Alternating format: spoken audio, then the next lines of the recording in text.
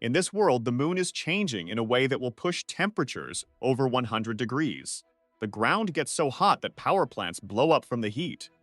You can't stay outside for more than 20 seconds without passing out, and the pavement is so scorching that touching it could knock you out. With everyone stuck at home, supplies have become super valuable. Our main guy has managed to survive for 5 years with his girlfriend. But as soon as his stock started to dwindle, she sent someone to take him out before they ran out of everything. Now, 5 years before everything went down, he can gather food and supplies. In this life, he's planning to hoard 3 billion resources and is determined to be ruthless in getting revenge on everyone. Right now, he's on a bus where people are talking about how an earthquake hit Mount Fuji, killing dozens, and now their city is getting evacuated.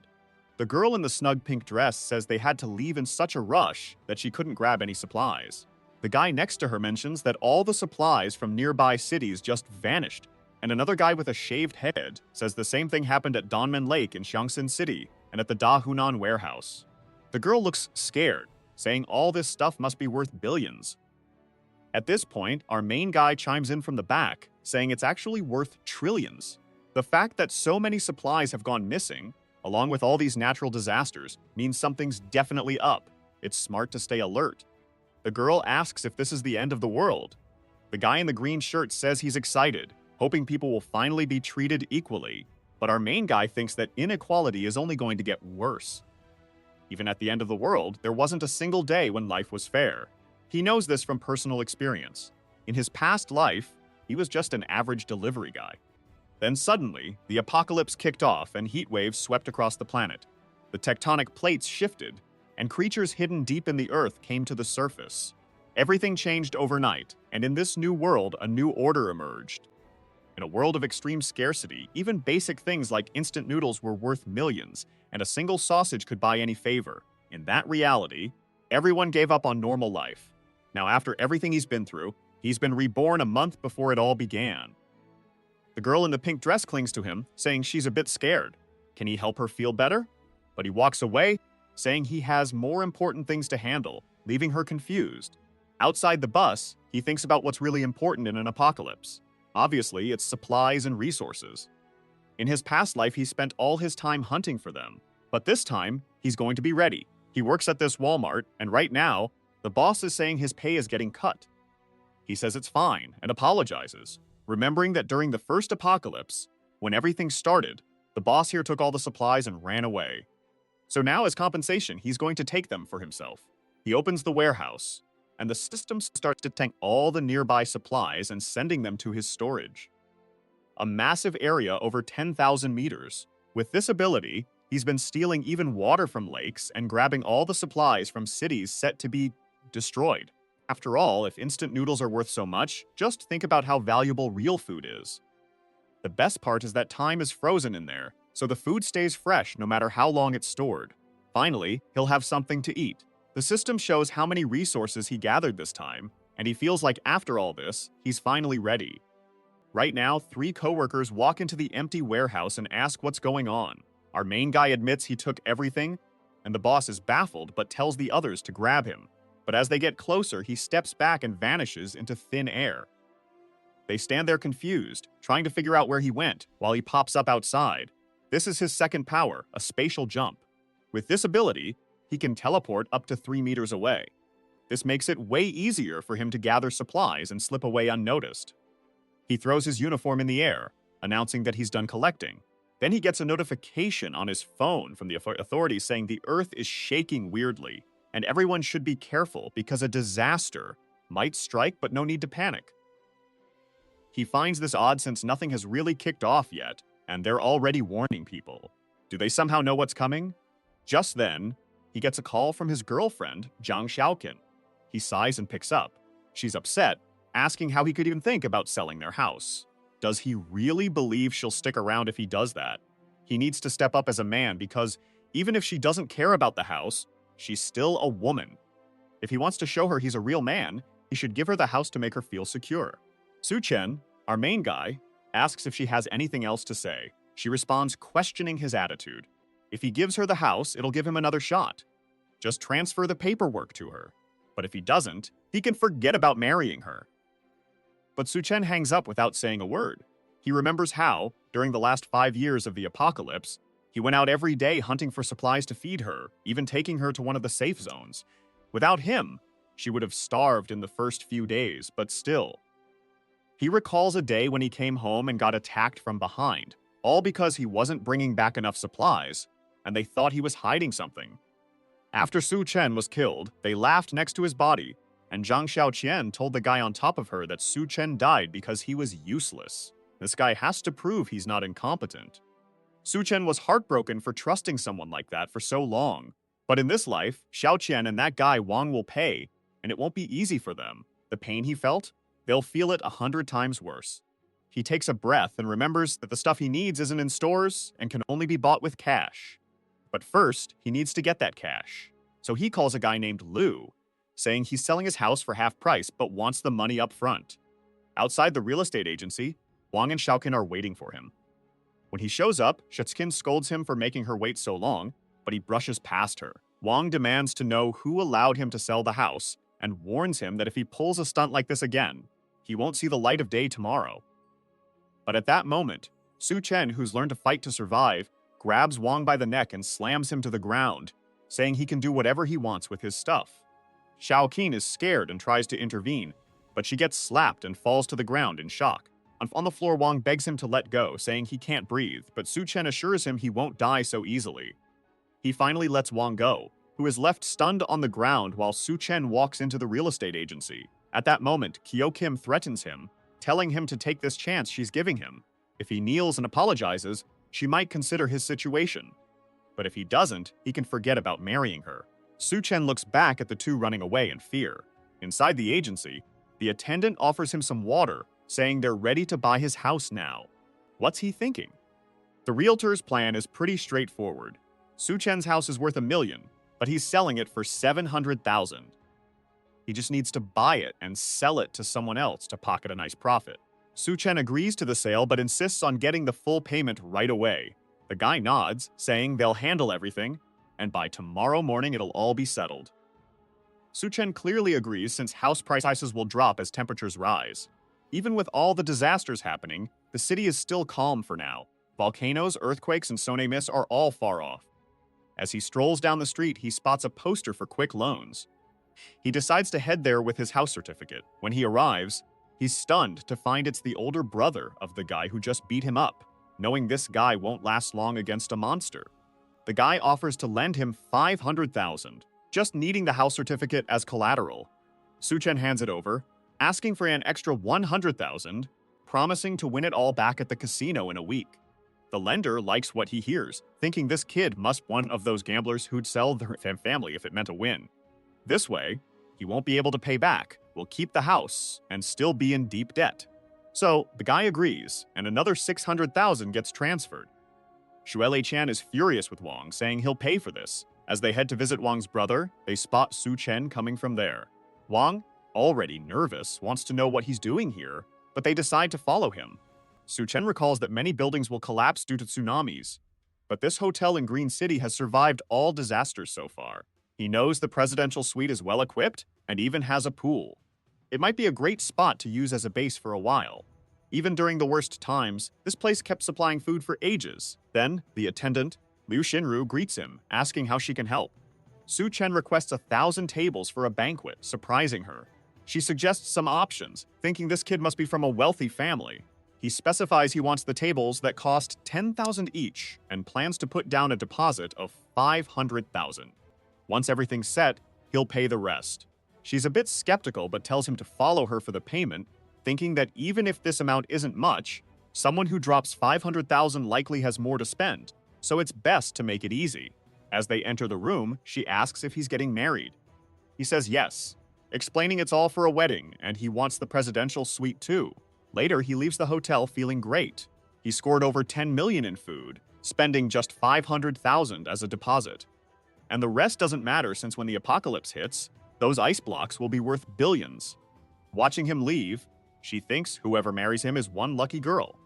Just then, Chio Chun shows up and asks what that guy was doing. The attendant asks who she is, and she replies that she's Su Chen's girlfriend. The attendant then mentions that her boyfriend ordered a banquet for over 1,000 people and paid 500,000. She feels really lucky to have a boyfriend like him. However, the attendant is thinking this girl is at most a 7, but she has a nice body. Why do rich guys always go for women like this? Xiao and Yang are taken aback. A banquet for $10 million. The attendant mentions that it's common for rich folks to hide their wealth until the wedding day, and maybe she just doesn't get it yet. Xiaoqian starts to buy into this, while Wang thinks there's no way that loser has that much cash. But the attendant shows proof of a 500,000 transfer. Outside, Wang asks Xiaoqian who he plans to invite to this 1,000-person banquet.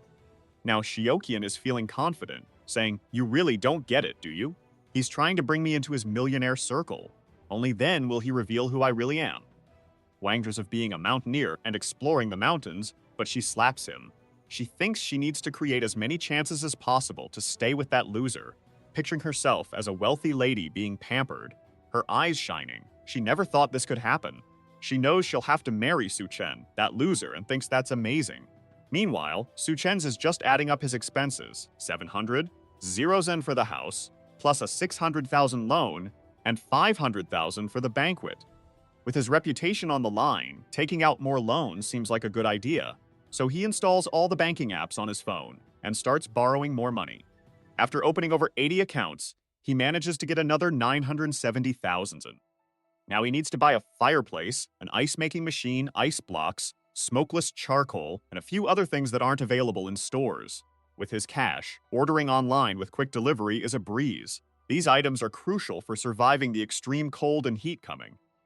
He then orders 2,000 tons of smokeless charcoal and calls an ice factory to make a reservation.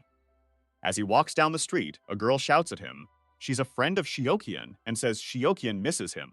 But Su Chen knows this girl isn't genuine. She's always talked bad about him, so he tells her to miss him. She probably just misses my house, right? Lena looks at Xiaoqian and says Su Chen must be testing her, and she needs to see how upset he was with her actions. Then Xiaoqian rushes to Shen to apologize, feeling embarrassed, and asks if he can take her for a walk. She's not feeling great, and she's upset about their fight yesterday. But Su Chen ignores her and tells her to walk alone. She loses her temper, saying he's being too arrogant, and Lena mentions she's getting a taxi. It's good they follow him to see what he's up to. Meanwhile, Su Chen arrives at the ice factory, and the guy is impressed that he's so young. Su Chen asks if the 2,000 tons of edible ice are ready, and the attendant says their factory isn't cheap, but promises super fast delivery. He just needs to pay a small part, and they'll deliver everything. Su Chen transfers 100,000, and the seller says it'll all be delivered in 3 days. To save him money, the attendant asks why he needs so much ice. Is he planning an event? If he wants, they can team up in the future, and the price is flexible. Su Chen says it's all for a charity event and walks away. Just then, another taxi pulls up, and the seller gets excited. But it's Kaio-chin wanting to know what that guy who just left was doing here. She's asking because he's her boyfriend. The seller looks puzzled. Is she trying to play detective? What's happening here? He mentions he ordered 800,000 in ice. Both of them are stunned. 800,000 in ice. It's true. He really is a millionaire to pull off something like that. Lena asks if he mentioned what he plans to do with all that ice. The seller thinks back and remembers he said it's for charity. They both feel uneasy without knowing why. The scene changes to one of the city's poshest restaurants. In his previous life, he never enjoyed anything before it all fell apart, and even coffee felt like a luxury. Glancing at the menu, he notices everything is pretty pricey. On the last page, there's something priced at 17,000 with a question mark. He asks what it is, and the attendant says it's a special dish from their chef. Su Chen thinks it sounds great and places the order. He recalls that in his past life, many creatures mutated. Some believed it was a biological change, but for him, it was just creatures adapting to their new surroundings. At that moment, a girl with pink hair arrives to deliver his order. She's stunning and introduces herself as the restaurant's chef. Su Chen recognizes her as Chef Duan Ye. During the apocalypse, she earned the title of Hell's Chef. She had a magical cooking skill that turned corpses into food. In a world of scarcity, no one could resist her creations. However, dishes made with mutated creatures often ended up harming people. Noticing his expression, she asks if he thinks a pretty girl like her would poison his meal. Then she tells him the dish she served is called Two-Faced Life. It's a meat dish with different styles on each side. Su Chen tries it and thinks it's totally worth the $17,000, wishing he could have her cook at home. Outside, Lena mentions she heard this restaurant is super pricey, and Shiokian says she can't wait to be a rich wife. So, Su Chen decides to hit one of the city's top bars, since it won't be possible for long. As soon as he sits down, a group of girls gathers around him, asking what he wants to drink. He starts drinking with them, and when he glances over, he sees a girl sitting nearby. Her friend says she was cheated on by her boyfriend and came here to have some fun. The girl says her boyfriend didn't even sleep with her and cheated on her with an older woman. Why do all men behave like that? She says it's because the urge to reproduce is hardwired in their DNA and minds. Suddenly, she downs her drink and asks if he's single. He's taken aback, but she moves closer and asks if he's interested. Just then, Lena walks into the bar looking for him. At a corner table, they spot him with the three girls. Su Chen suggests they head to a room, and she seems on board, so they dash off together. The chemistry between them is intense. Keijukin and Lena yell at him to stop, but they rush into the room and shut the door. He apologizes for the two of them, and she shyly admits it's her first time. Su Chen feels a bit awkward and flicks her forehead, joking that she must be tipsy to be doing this. He tells her to stay in for the next few days and stock up on snacks. She says she gets it. Then he tells her a girl like her shouldn't be in a place like this. With that, he closes the door and leaves, thinking it's a shame he can't take advantage of this chance. As he steps out, Shiokshin and Lena are kicking the doors, but he slips past them easily. The next day, he gets all the delivery trucks loaded with ice, charcoal, and banquet supplies. Wang is puzzled in the crowd, wondering why Su Chen rented such a big warehouse for all this stuff. And even Xiaoqin is confused about what he's up to. Just then, Lena points out that the banquet from the Green City Hotel has arrived. They're rolling out carpets and setting up the tables nicely. Is he really planning to declare his love and propose with all these people around? Xiaoqin is acting all high and mighty, saying that even if he proposes, she'll still think about his situation. They decide they need to see his sincerity and go over to talk to him. She approaches Su Chen and asks why he's buying so much. Su Chen says he'll explain later, but asks if she can help him organize everything. Xiaoqin is worried, thinking he's a jerk for making the girl who's about to get rich do all this hard work. Lena jokes that it must be a test to see if she's ready to be a rich girl, and that makes Kyokin change her tone, insisting she's not that weak. She knows how to be graceful but can also work hard, so she starts moving the boxes. But she's fuming, saying when she becomes rich, Su Chen will pay for this. Just then, Lena comes over trying to charm him and offers to help with the boxes. In her mind, she figures a guy as wealthy as him probably has multiple women, right? If she shows a little of what she's got, maybe she'll get to enjoy some perks. Meanwhile, Su Chen thinks he can't pass up free help like this. With all the ice and tables to set up, they definitely need assistance. After a while, they finally finish everything. Hei Xiaobaqian is drenched in sweat, and her legs are shaking. She complains she's been hauling stuff since morning. Once she becomes his wife, she's going to make sure to take all his money. Lena, lying on the ground, is also exhausted, saying that guy really made them carry those heavy ice boxes. Ixahokian says enough of this test. He needs to propose to her now and kick off the party before the guests arrive. Lena urges him to hurry because the food is getting cold. Meanwhile, Su Chen hands out extra cash to all the delivery guys, who thank him sincerely. Just then, Chioking comes over and asks, Su Chen, don't you have something to tell me? Su Chen replies that he does. He thanks her for the help, but unfortunately, there's no pay for them, so they can head out now. Chioking is stunned and tells him to stop joking. The guests are already showing up, and there are 1,000 tables to deal with. Why doesn't he just admit he wants to marry her so they can have a good life? Su Chen looks back and says that's just not possible for him. He's already sold his house and racked up a ton of debt. They must want to marry him, right? Lena thinks that makes no sense. How can a broke guy buy so much ice? Su Chen explains he's just helping his wealthy boss with a charity project. Choi Woo-kyun gets mad and accuses him of lying to her all along. He insists he hasn't lied, while she collapses to the ground, looking monstrous, and calls him a poor loser who should forget about marrying her. Su Chen says he's not interested, and she storms off, calling him a jerk and saying he'll regret it. As they leave, he thinks they'll regret it when the apocalypse hits. He shuts the warehouse door to start organizing everything in his space. With that, all prep work is finally done. Meanwhile, he's back at the hotel with Wang Dahai, the guy he borrowed money from. Wine Hoyu pulls Seok-chin aside and tells her to stop paying attention to that loser Su Chen. She should stick with him instead. She's grinding her teeth, eager to see his performance tonight. Wine reassures her not to worry. He'll have his brother Dahai handle that guy for her. Chernobyl-kian thinks Wong isn't so bad after all, especially with his influential brother. He's definitely better than that loser. Just then, Su-chen comments on how she really goes after anyone. She's surprised and asks what he's doing there. Wang points at him, telling his brother this is the guy who hit him. Dahai says he didn't expect to see this guy here, and Wang asks if he knows him.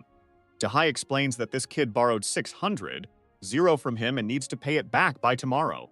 Wang says that's perfect. They can settle both issues.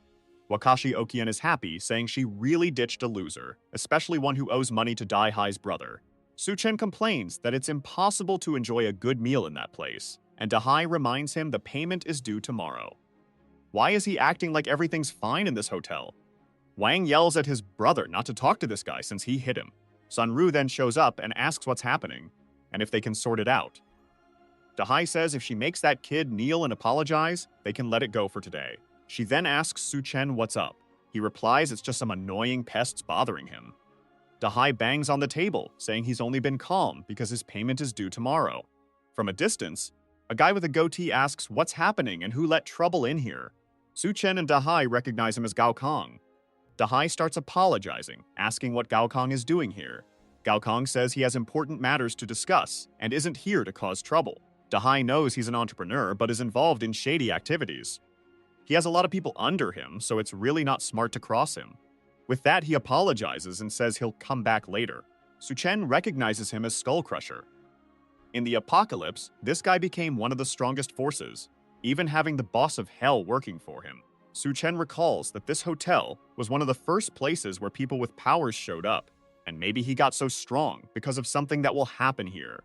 Gao Kong glares at him, while Su-chen thinks he'll grab any opportunity that comes up in this hotel.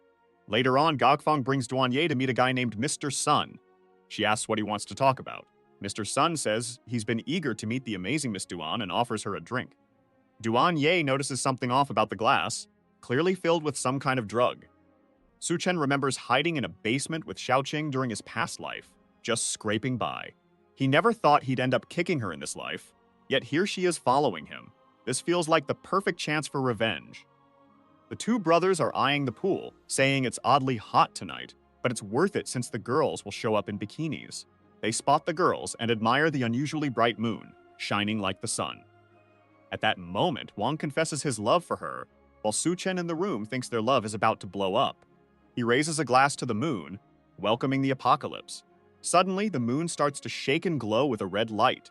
Outside, everyone feels something weird, and their skin starts to burn. They rush back to the hotel, panicking that something's wrong. Why is the moonlight so scorching? Inside the hotel, people are puzzled. It's night, but it's super bright. Meanwhile, the three of them are running, and everyone's scared. Their skin is already red, and they're desperate for relief. They spot an aquarium, rush over, knock it down, and jump in to cool off from the pain. The hotel staff are asking what's happening and where Dahei's brother is. Just then, Wine remembers his brother, who appears at the door, his skin all burnt. In the room, Mr. Sun is asking Duan why she's not drinking, and Gao Kong suggests they head to the banquet. But Mr. Sun tells him that in this city, no one can refuse the wine he pours. Duan gets mad, thinking Gao Kong set her up. He's so desperate to climb the social ladder that he handed her over to Mr. Sun. She knows this guy, Debio, very well. He's untouchable in Shanggu and has hurt many women, and now she's become his target. She's completely sure there's something wrong with this wine, so she can't drink it. But what can she do? Just then, the moon starts burning them, and they pull the curtain, confused about what's going on. Mr. Sun suggests they head downstairs to figure things out, and Juin feels relieved to escape the situation. In the lobby, Shinrui is trying to calm everyone, saying rescue teams should be on the way. Gao Kring asks one of his guys what's happening. He explains that suddenly the moon turned red, and the temperature outside shot up over 70 degrees. The news reports that many people have already been injured and burned. Mr. Sun calls the minister, asking for someone to come pick him up. But later on, he tells Gao Kfang that unfortunately they're having issues and can't make it. Meanwhile, Dahai is in pain with his skin burned all over. People are trying to put burn ointment on him, but it's not enough. Plus, he needs to get to a hospital, but with the heat outside, that's impossible. He says he'll call a friend to come get him.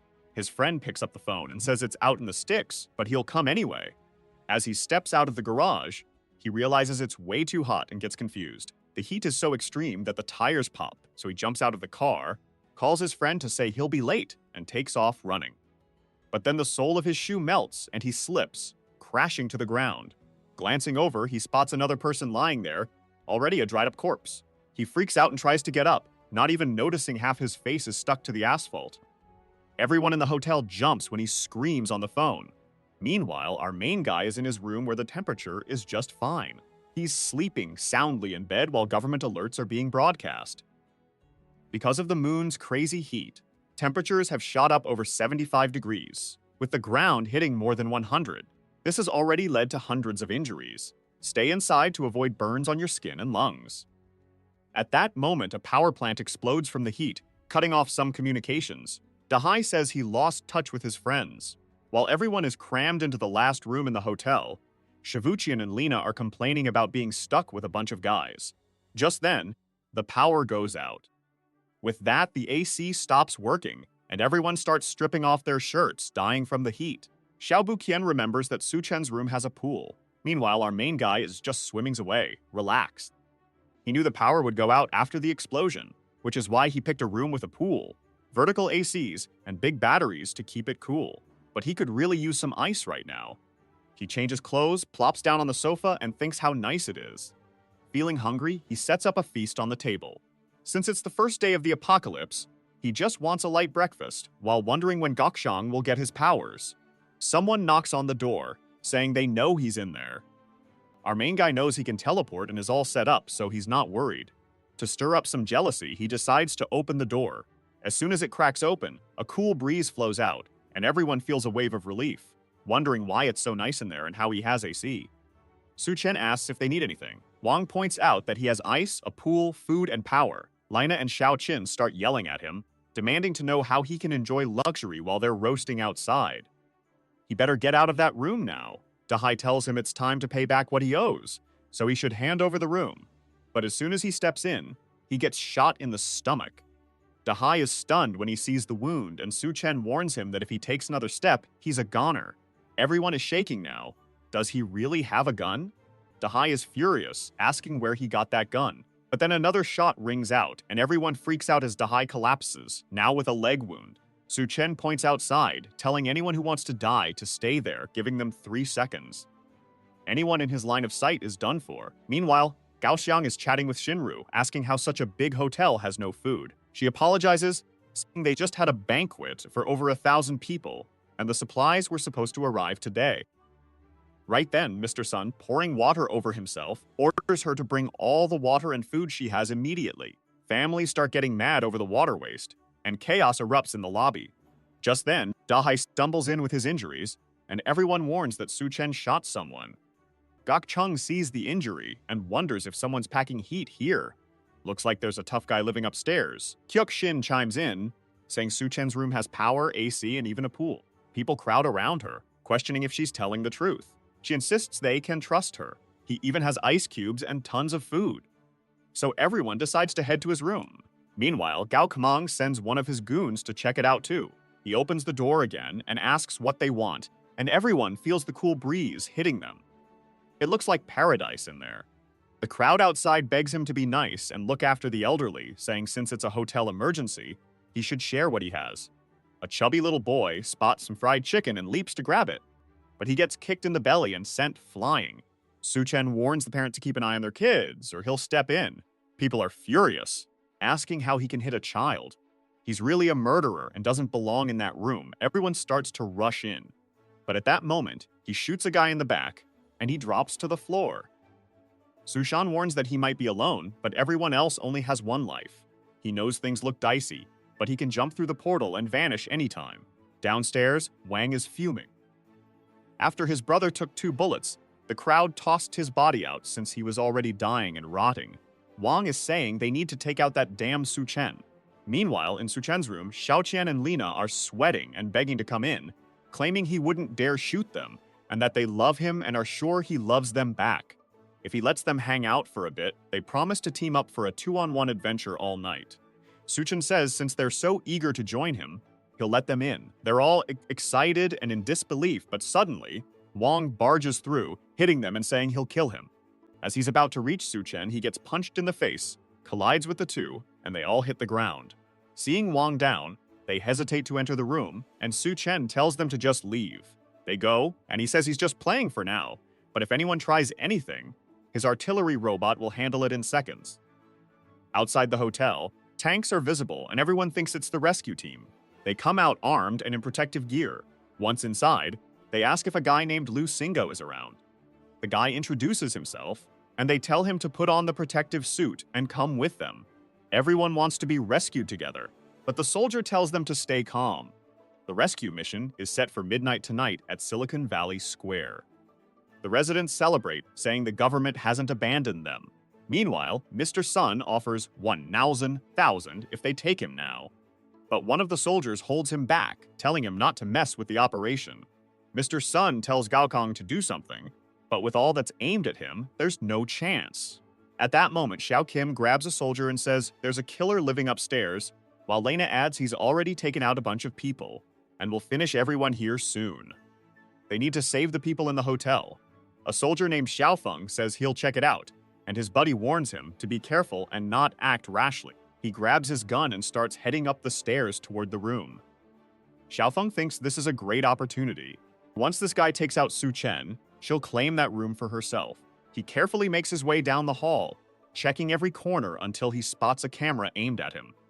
Out of nowhere, Su Chen swings the door open and tosses a flashbang. Before Xiaofeng can react, it goes off in his face, leaving him dazed. A gas starts to fall at his feet, and as he crouches down, Su Chen comes up from behind and knocks him out. A little while later, he wakes up in the room, confused and feeling the chill. Su Chen tells him he's Luke Xiaofeng, a special forces captain. Now that he's awake, they need to talk. Xiaofeng looks around at the ice and asks what's happening, who he is, and where he got those grenades and weapons. Su Chen claims he's just a regular guy who graduated recently and picked up those weapons during a trip to the Middle East. Then he asks if the government set up the rescue points for tomorrow morning, which surprises Xiaofeng since he already knows. Su Chen realizes this is going to play out the same as before and warns Xiaofeng that even though it's colder at midnight, people can't last more than 10 minutes outside. Most will die just trying to reach the rescue point. Xiaofeng replies they have no choice since many are starving at home and can't handle the heat any longer. Their only shot is to reach the rescue point.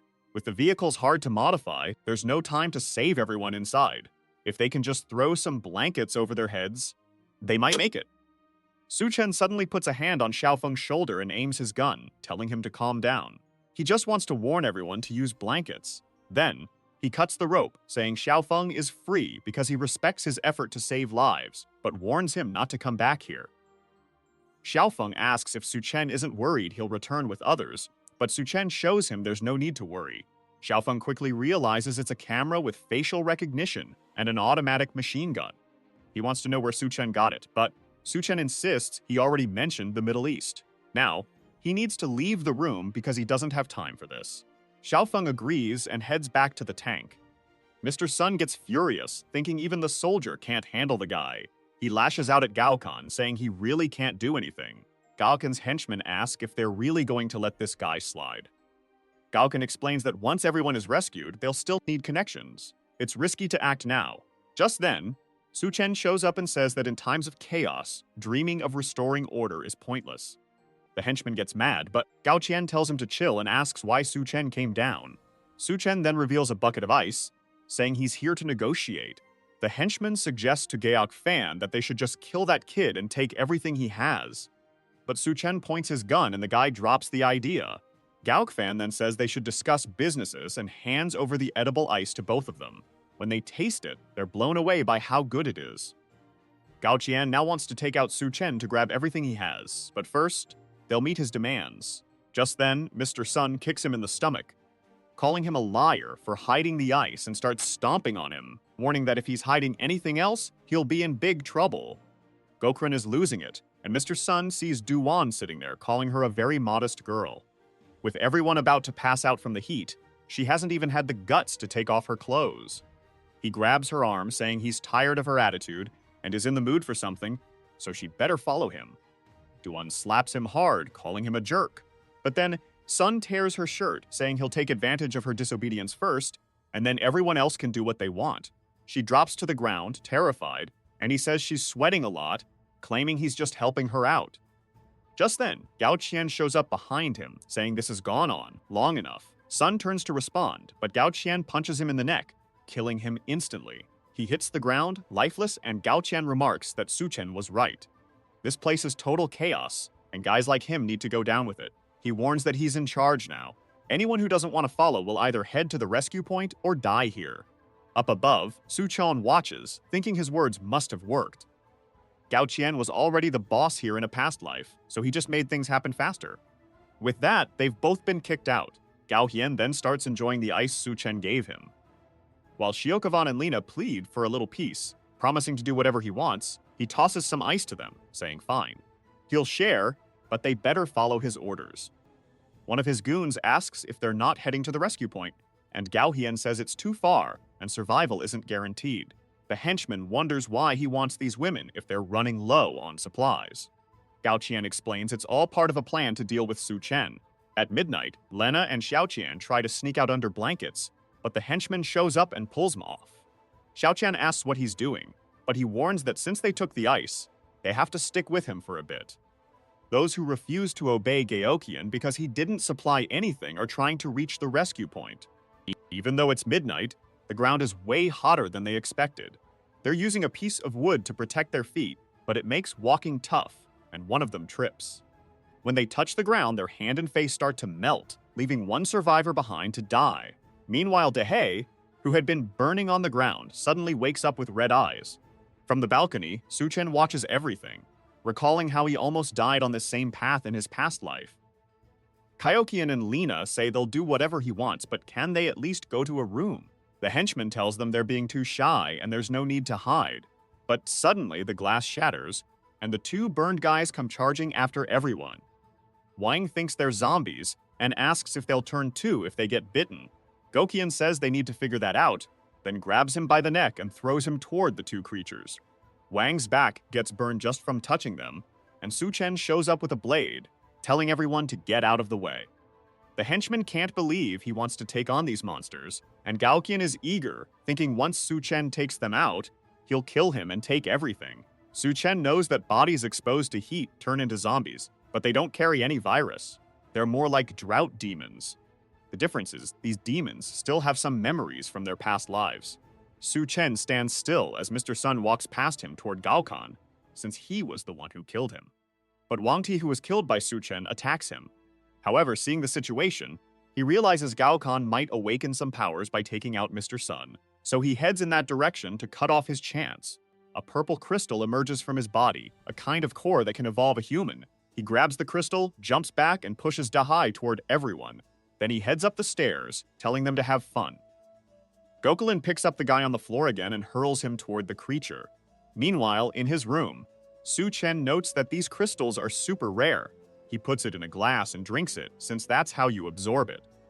The body pulls energy from the crystal and gets stronger. His eyes turn red, and he starts screaming as his clothes catch fire. He collapses onto the ground on an ice block. In the lobby, the drought demon has drained all the water. Now with nothing to drink or eat, Lina wants to escape. But the henchman stops her, saying she's not going anywhere. At that moment, Lina suggests using Shiokian. She was Su Chen's wife, and if they throw her at the door, he'll definitely open it, giving them a chance to steal something. The henchman thinks it's a great idea, and Chaoqian says she'll help, but she wants to eat meat first. The henchman replies there's no meat since the fridges have been off for days. Guqian looks at her and asks if she wants meat. He has a plan. They tie up Lina, and he warns her that if she wants it, she'll have to earn it. Shiokian is stunned, asking if they really mean to eat her. While Lina shakes in fear, Shiokian approaches her. Lina begs, asking, "What are you doing? You're not serious, are you?" But Xiaoqian gets in her face and says she just betrayed her by mentioning she's Su Chen's wife.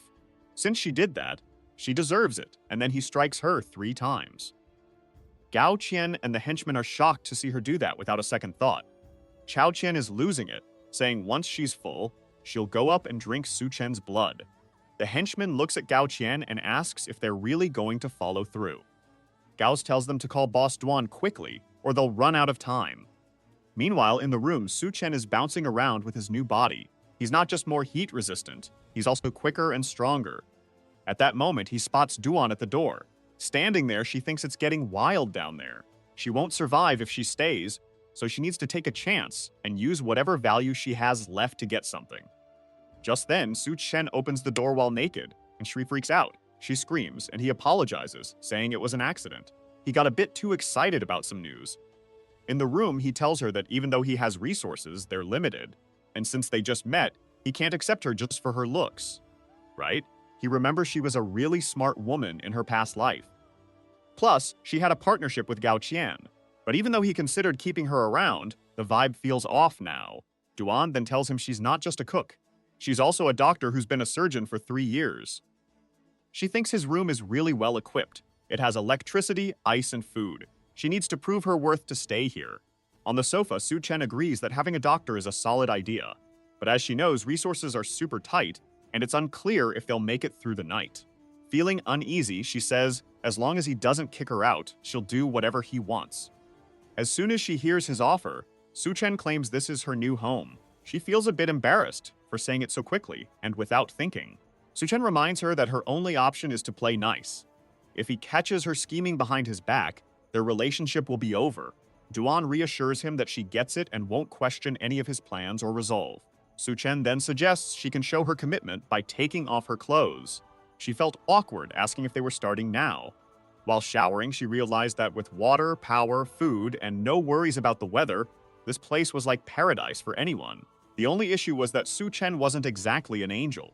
He held her chin and said he was going to give her something special to eat. After a week of hunger, Dugwin opened her mouth, ready for anything.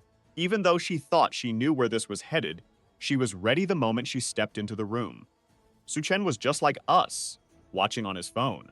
With a cheeky grin, he said he wasn't spying, just making sure she didn't do anything inappropriate. Then she stepped out of the bathroom in heels. Oh my gosh, thank goodness she's a doctor because I bet some hearts skipped a beat. She even asked Su Chen if her outfit was too short. He told her to turn around, and she blushed. Then he examined it very carefully and concluded it was perfect. Suddenly, someone knocked on the door asking for help. It looked like Gao Kong was there with Xiao Kang, but he had big teeth. Duan warned him not to open the door since those guys had eaten Laina downstairs. If they let them in, they might end up as dinner too. Su Chen asked her if they really had eaten someone. Outside, 3 guys were holding Xiaopan back while Su Chen appeared in the background telling them not to break the door. They glared at Su Chen with veins popping and giant teeth. It looked like everyone was changing. What Su Chen didn't know was that a guy was right next to the door. Suddenly, he lunged at Su Chen with a Minecraft blade, but Su Chen easily grabbed his arm and pinned him down. Gao Chang and his crew, halfway transformed, couldn't believe he dodged that. Out of nowhere, Shou Chang broke free and ran to Su Chen, reaching out for help and saying he needed to save her. But he grabbed her by the neck, and it was clear she was also changing. Su Chen explained that anyone who eats human flesh in this new world transforms, so she was no longer human and couldn't be saved. Gao Kong said it was the end of the world, so it didn't matter if they ate someone as long as they could survive. Even immobilized, Xiao Chang said the meat was tasty and filled her with energy. She tried to attack Su Chen, eager to taste him, but he kicked her out of the room. She broke the window and fell outside the building, but she managed to grab on at the last second and started climbing, saying Su Chen wouldn't get away that easily. That's when she realized the sun was scorching her and she was starting to burn. Su Chen stood calmly with his hand in his pocket while the 3 thugs charged at him, saying he couldn't be allowed to pull out a weapon. But Su Chen calmly asked why they thought he'd waste bullets. Suddenly, one of them jumped at him, claiming he was underestimating them. Then the sneaky guy pulled out the Minecraft weapon and said he liked to waste it, hitting one of his buddies right in the head. Even though they were monsters, they still had their wits about them, so they decided to spread out and attack him from all sides. As Su Chen took down the thug in front, another one was already up on the ceiling, boasting about their speed and quick reactions. With one thug attacking from each side, he seized the moment to taunt Su Chen, claiming it was game over for him. He was sure that a single punch would finish the kid off and let him take everything. But Su Chen leaped up and caught him mid-air, asking if he was done talking. They both crashed down, with Su Chen smashing the thug's head into the ground. Another Minecraft attack was coming his way. Su Chen was a pro and easily blocked the attack. With one swift move, he disarmed one zombie and took care of the other. Gao Kan tried to throw a punch, but Su Chen grabbed his neck and slammed him against the wall. Just then, something else came out of the corridor. Even Su Chen looked shocked at what he saw. It was Xiao Kim, completely transformed into a drop demon. She leaped down from the glass and approached Su Chen. He recognized her and called her name. Seeing her transformation, he remarked that she had changed too quickly, suggesting her ties ran deep. After finishing off Gao Kuang, he declared that since she wasn't going anywhere, he would take her out again. With that, Gao Kuang lay lifeless. Transformed Xu Qian let out a terrifying scream. Inside the room, Duan was really impressed. Honestly, I'm impressed too. She thought Su Chen was just incredible. He was taking on the whole Gao Qian gang by himself. But when she saw that creature in the corridor, she realized it was way more dangerous than the others. She knew if she wanted to stick by his side for long, she couldn't be a liability. So she called out Su Chen's name, and he turned to see what was up. He looked confused when she said she wanted to help. He told her that if she didn't hide in fear, that was already a win. But if she jumped in armed like that, it would definitely distract him in battle. She was a bit confused until she realized she was actually a pretty impressive doctor. Meanwhile, Shoyun was making noises until she let out a huge scream and lunged at Su Chen with her mouth wide open. He was taken aback and turned to see her charging, but it was too late. She landed a hit right on his shoulder. Duan was startled and called out his name. But at that moment, Su Chen had already activated his berserker power, so her claws only left tiny scratches. Shiokin turned around in disbelief. In a quick move with her tail, she reached Su Chen's back and, taking advantage of his stillness, bit him on the shoulder. But her teeth couldn't break through his skin, which felt as tough as steel. She couldn't figure out what just happened. Su Chen asked if her teeth were just for show, but warned her that it was now his turn. He grabbed one arm and then the other, jumping back to pin her down. He pressed his foot against her spine and, with her unable to move, asked if she was ready. With that, he yanked both her arms back while jumping and slammed her to the ground. Sheo Kim cried out in pain, and Su Chen landed stylishly behind her with the toothpicks in hand. Tossing her remains aside, he said he planned to make her suffer way more in this apocalypse. Now that she's in this state, she pushed him to finish her off quickly. But then he noticed something. Using her tail, Shiokshan grabbed one of the bodies lying around. She opened her huge mouth and started gulping down the guy. Her mouth stretched all the way to her spine, and her body could heal itself. Pulling her left arm, he said they'd start with that one. From the other side of her ear, he said it was time for the right arm, and he yanked that one too. The monster was in pain. Tossing her 4 limbs aside, she crashed to the ground, but quickly healed. As soon as she was back to full strength, Su Chen declared the first round over. But she better be ready, because the second round was coming. Duan watched from the room, seeing limbs flying everywhere while Su Chen kept going. She healed again, and it was time for round 3. He kept ripping off her limbs and tail, moving into the 4th and 5th rounds. He started experimenting with other body parts, and after a lot of tries, Qiaoqing was on the ground crying. Su Chen said he was glad he wasn't a demon, but the little humanity left in her made her wonder why she was being treated this way. Su Chen didn't like that question, especially since he remembered what she did to him before. After he did everything for her, she stabbed him in the back. Then he stepped on her, saying it was revenge. With that one step, it was the end for Chiokin. Shocked and scared by what she saw, Duan asked if he was okay and if he was sane. But Su Chen ignored her question and just wanted to know if she was ready.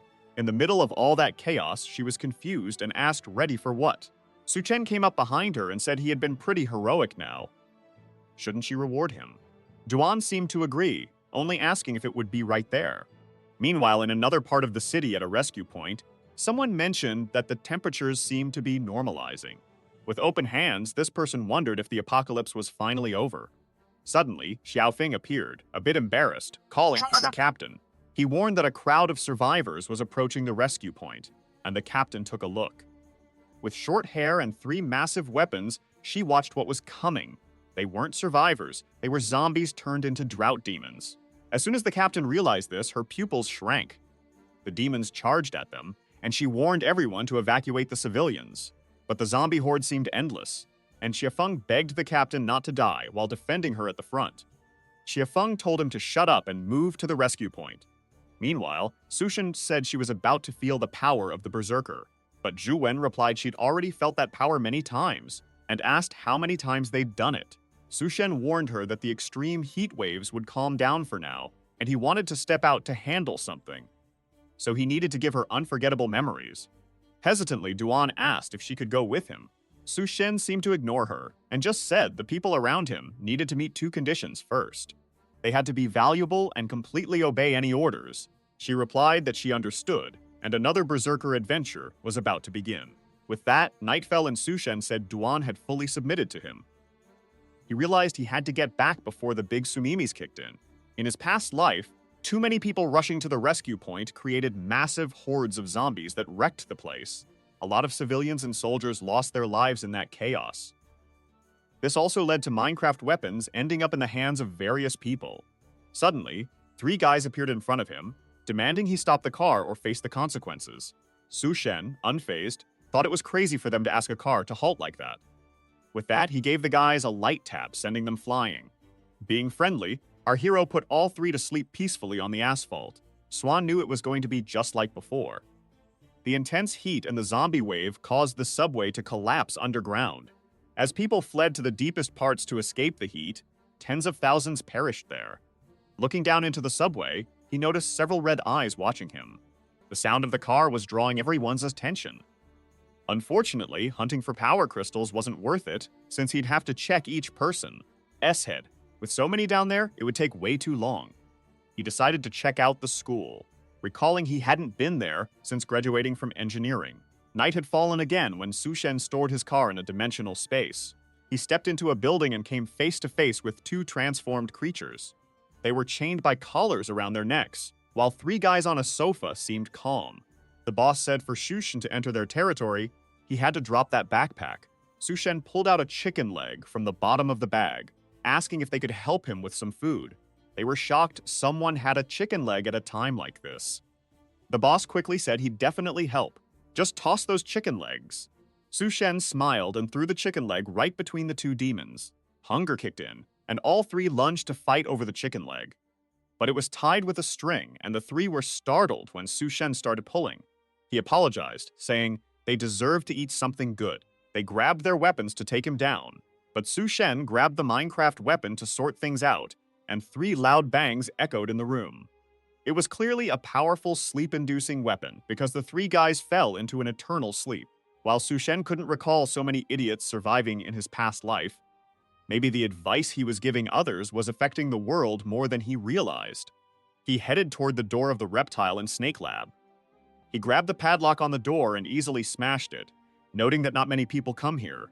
Most of the creatures inside were already dead, and the smell of decay filled the air. Seeing that it had devoured several others, he understood how it managed to survive. In his past life, this was one of the first creatures to undergo an atavistic change, meaning it reverted to an ancestral form. He knew that in a week, floods would start, and that's when this monster would transform.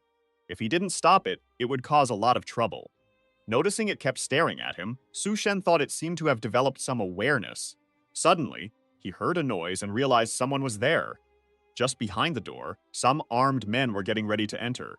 They shouted that they knew Su Shen was inside and ordered him to come out immediately. The protagonist calmly stepped out, saying he was in a critical moment and couldn't be disturbed.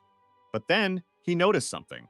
A girl with gray hair approached, and the guys seemed to recognize her. Before they could react, she jumped at them, putting one in a neck hold and another in a leg lock. Before the last guy could react, she fell next to him and climbed onto his back. With a swift move, she takes down another guy. But then, someone presses a Nerf gun to her head, complimenting her skills. She quickly counters by elbowing their hand and using her legs to trap Su Shen. But when she tries to squeeze harder, he doesn't budge. The guy doesn't even flinch, right? He's taking deep breaths. A minute later, he aims the Nerf gun at her again and asks who she is now that she's tied up. If it was just to restrain her, he didn't need to go through all this. Looks like he had a bigger plan. She introduces herself as Baikong from the Special Ops team and warns Su Shen to let her go. He brushes her off and asks if she knows Xiaofeng, another Special Forces member. Shai's surprise toes him, and Su Shen mentions he once saved that kid's life. As he enjoys a tasty piece of meat, Su Shen says he gets the situation. A group of fugitives has taken over the school and is holding several people hostage. Kang explains it all happened fast while Xiaofeng was rescuing some captives. Su Shen, calmly munching on his meat, says it's not her fault if that's the case. She insists that with her new powers, those people are no threat, but she wants to know when she'll be free from the ropes. Oddly, Sushen says he'll only let her go if she traps him with her legs again. This guy just keeps going. She agrees to do it if he gives her a piece of meat. A while later, the ropes are cut. What just happened? No clue. But Sushen hands her a weapon, saying there's a lot to sort out, so he can't help right now. He tells her to leave and stop being a bother. But Kang insists she's going to attack the guy's base. Without the supplies they took, the survivors will have nothing to eat. She says this might be their last chance to see each other. Hearing they have a lot of supplies, Shushen tells her to hold on. He digs into his bag and pulls out an AWM, saying since Xiaofeng is her brother, he'll give her a bit of help. Meanwhile, in the school's admin block, a group of armed guys is gathered with another guy holding 2 burbles on his lap. He asks how things are going. One henchman replies that everyone is waiting outside. This time, they'll be able to wipe out all the students. The boss says that's great news and orders them to put anyone who disobeys on the front line to die quickly. Suddenly, the door gets kicked in. Everyone jumps, and Sushen walks in, apologizing for crashing the meeting. One henchman asks how he got in with over 20 guards around. Sushen calmly says he'll explain how he did it. He points at one of the guys and says, "Bang!" The guy's head explodes. Everyone in the room is stunned, wondering how someone could kill another person just by pointing a finger. Sushen keeps pointing at everyone, warning that anyone who moves will die. The boss snaps at him to shut it. But then from a distance, a sniper announces that the target's down. It's Baikang, perched on a building with a young accomplice. She feels uneasy since Sushen is all alone with a bunch of dangerous folks around. To her, his plan to go solo is super risky. But when Sushen handed over the weapon, those were the exact orders he received. She can't believe she had the guts to trust such a crazy idea. Suddenly, as she aims the curtains shut, she yells to Sushen, asking what's going on and why the curtains are closed. She realizes the people in the room have figured out it was a sniper. She bolts out, knowing her cover's blown. She rushes down the stairs, hoping Sue's all right, while hearing in her earpiece that they're sending people to take him out. The poor girl is losing it. She bursts through the door, claiming she's there for revenge. But all the henchmen are on the floor, and Sushen's got the boss by the neck. He warns there's nothing left there. He digs through his stuff while the boss insists it's better not to kill him. If he does, the rest of the group will come after him. Sushen gives him a neck crack and reassures him that everyone will join him soon. Baikang asks if he really did all this solo. Sushen replies that he's been working out a lot. He mentions there are no supplies left. She's confused and wonders if someone else got there first and took everything. Obviously, there's nothing in that room because Sushen has already stashed it all away. He thinks he'll only share with others if he knows how they'll act. Then he says it's time to head to the girls' dorm. She asks why specifically theirs. Sushen says he got the info from the boss. But in that same room with the hanging bodies was a girl who just transformed. A bald guy with a beard shows up, saying that annoying girl is causing trouble again. He wonders if she's still alive. He walks over to the tied-up girl and says it'd be a shame if she's dead. With that, they drop her to the floor.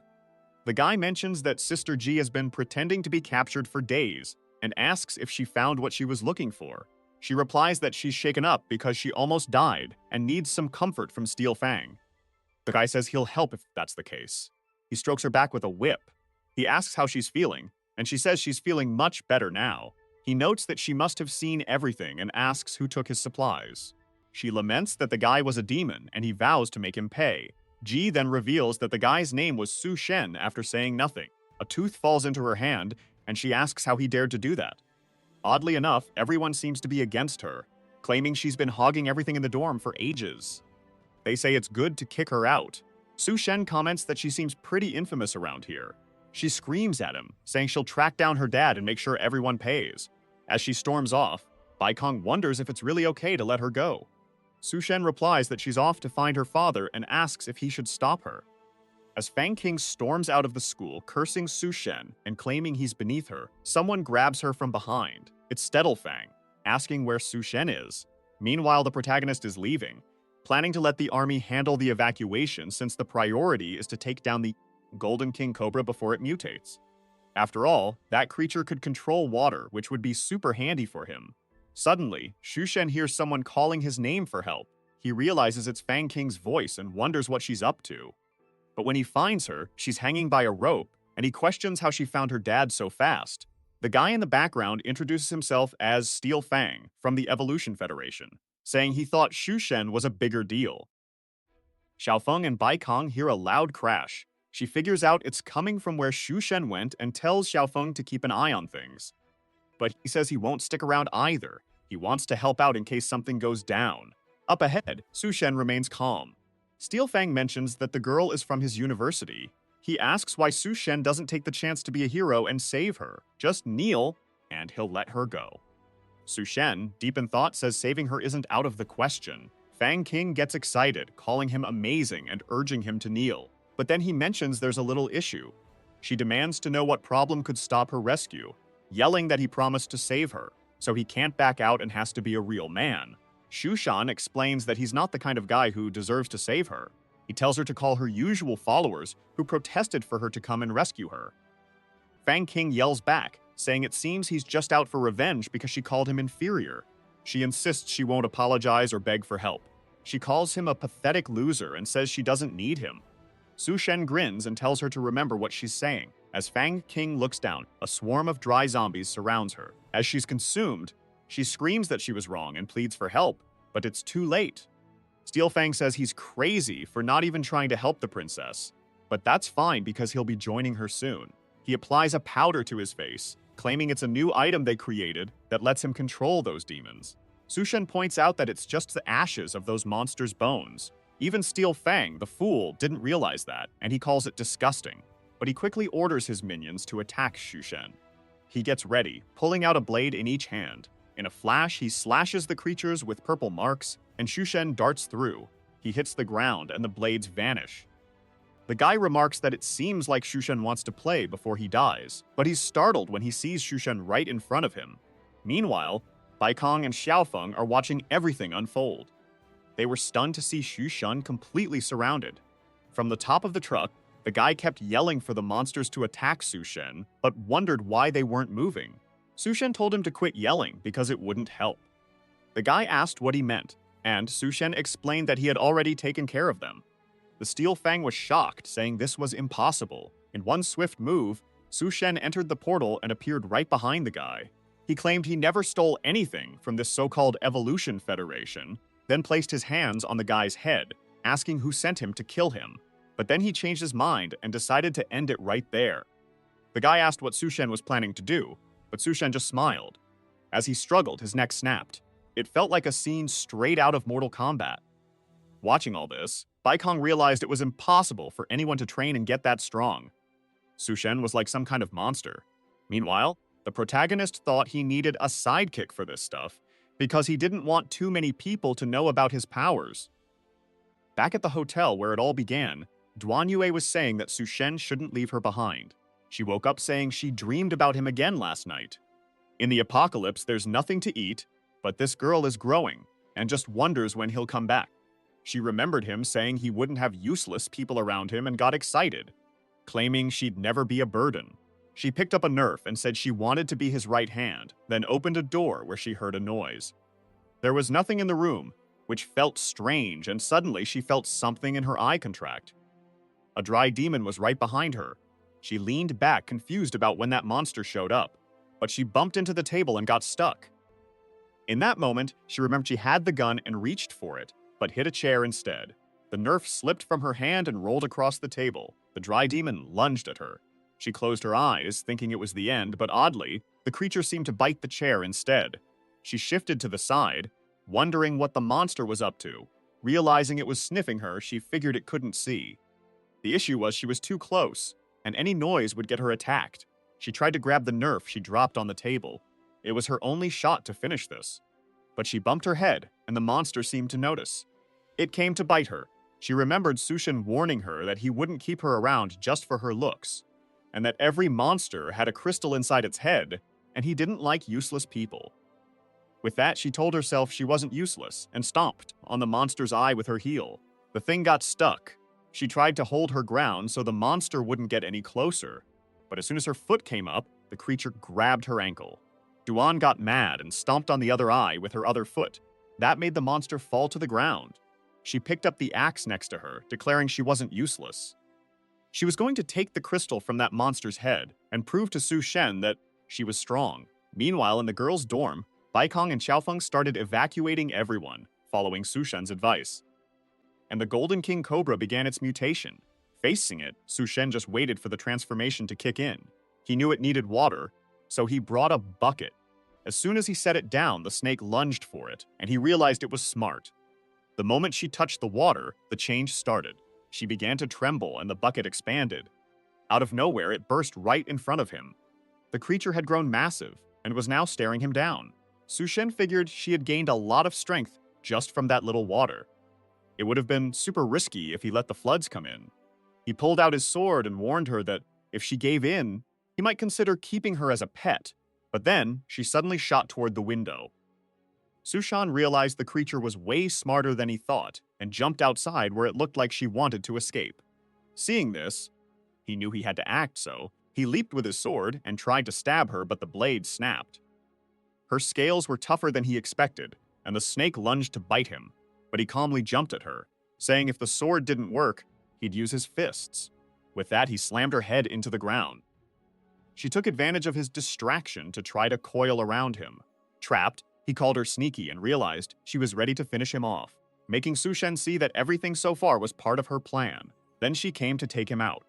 Meanwhile, a soldier tells the captain that she can't stop thinking about Su Shen since she keeps glancing where he went. She tells him to be quiet, but he warns her that if he went alone, he wouldn't make it. But Baikong insists that's not possible. She believes Su Shen is way stronger than he looks. It's almost like he's an untamed beast in this apocalypse. A hand comes in and stops the snake's attack. Su Shen asks if she really thought she could beat him with that. He says he knows all about snakes' healing powers, but what he's about to do is something else. Then he grabs her by the head, tosses her aside, and splits her in two. With that, he finds the crystal he was after. He pulls it out and wonders what kind of ability he might get. The rising waters started flooding the city. People had nowhere to go, and only the really tall buildings were above water. But Su Chen, who had just absorbed the water snake's core, was calmly diving. Scales formed on his body underwater, and he felt stronger there too.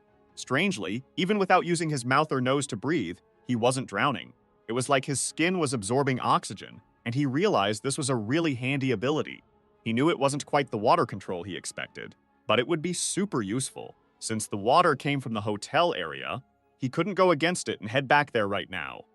Looking at the ashes on the horizon, he knew the volcanoes had fully erupted. Once the sky cleared, the Earth would enter a freezing period. At this rate, nobody would survive without evolved powers. But he also remembered the many factions that popped up when the floods started. The Northern Territory was ruled by the snake he took down and the Corpse Woman.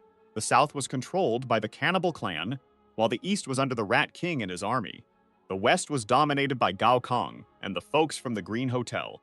In his past life, he nearly met his end at the hands of these groups. But this time around, he had already taken care of Gao Kong and the Snake King. Now his focus was in gathering more cores to eliminate the rest of his foes.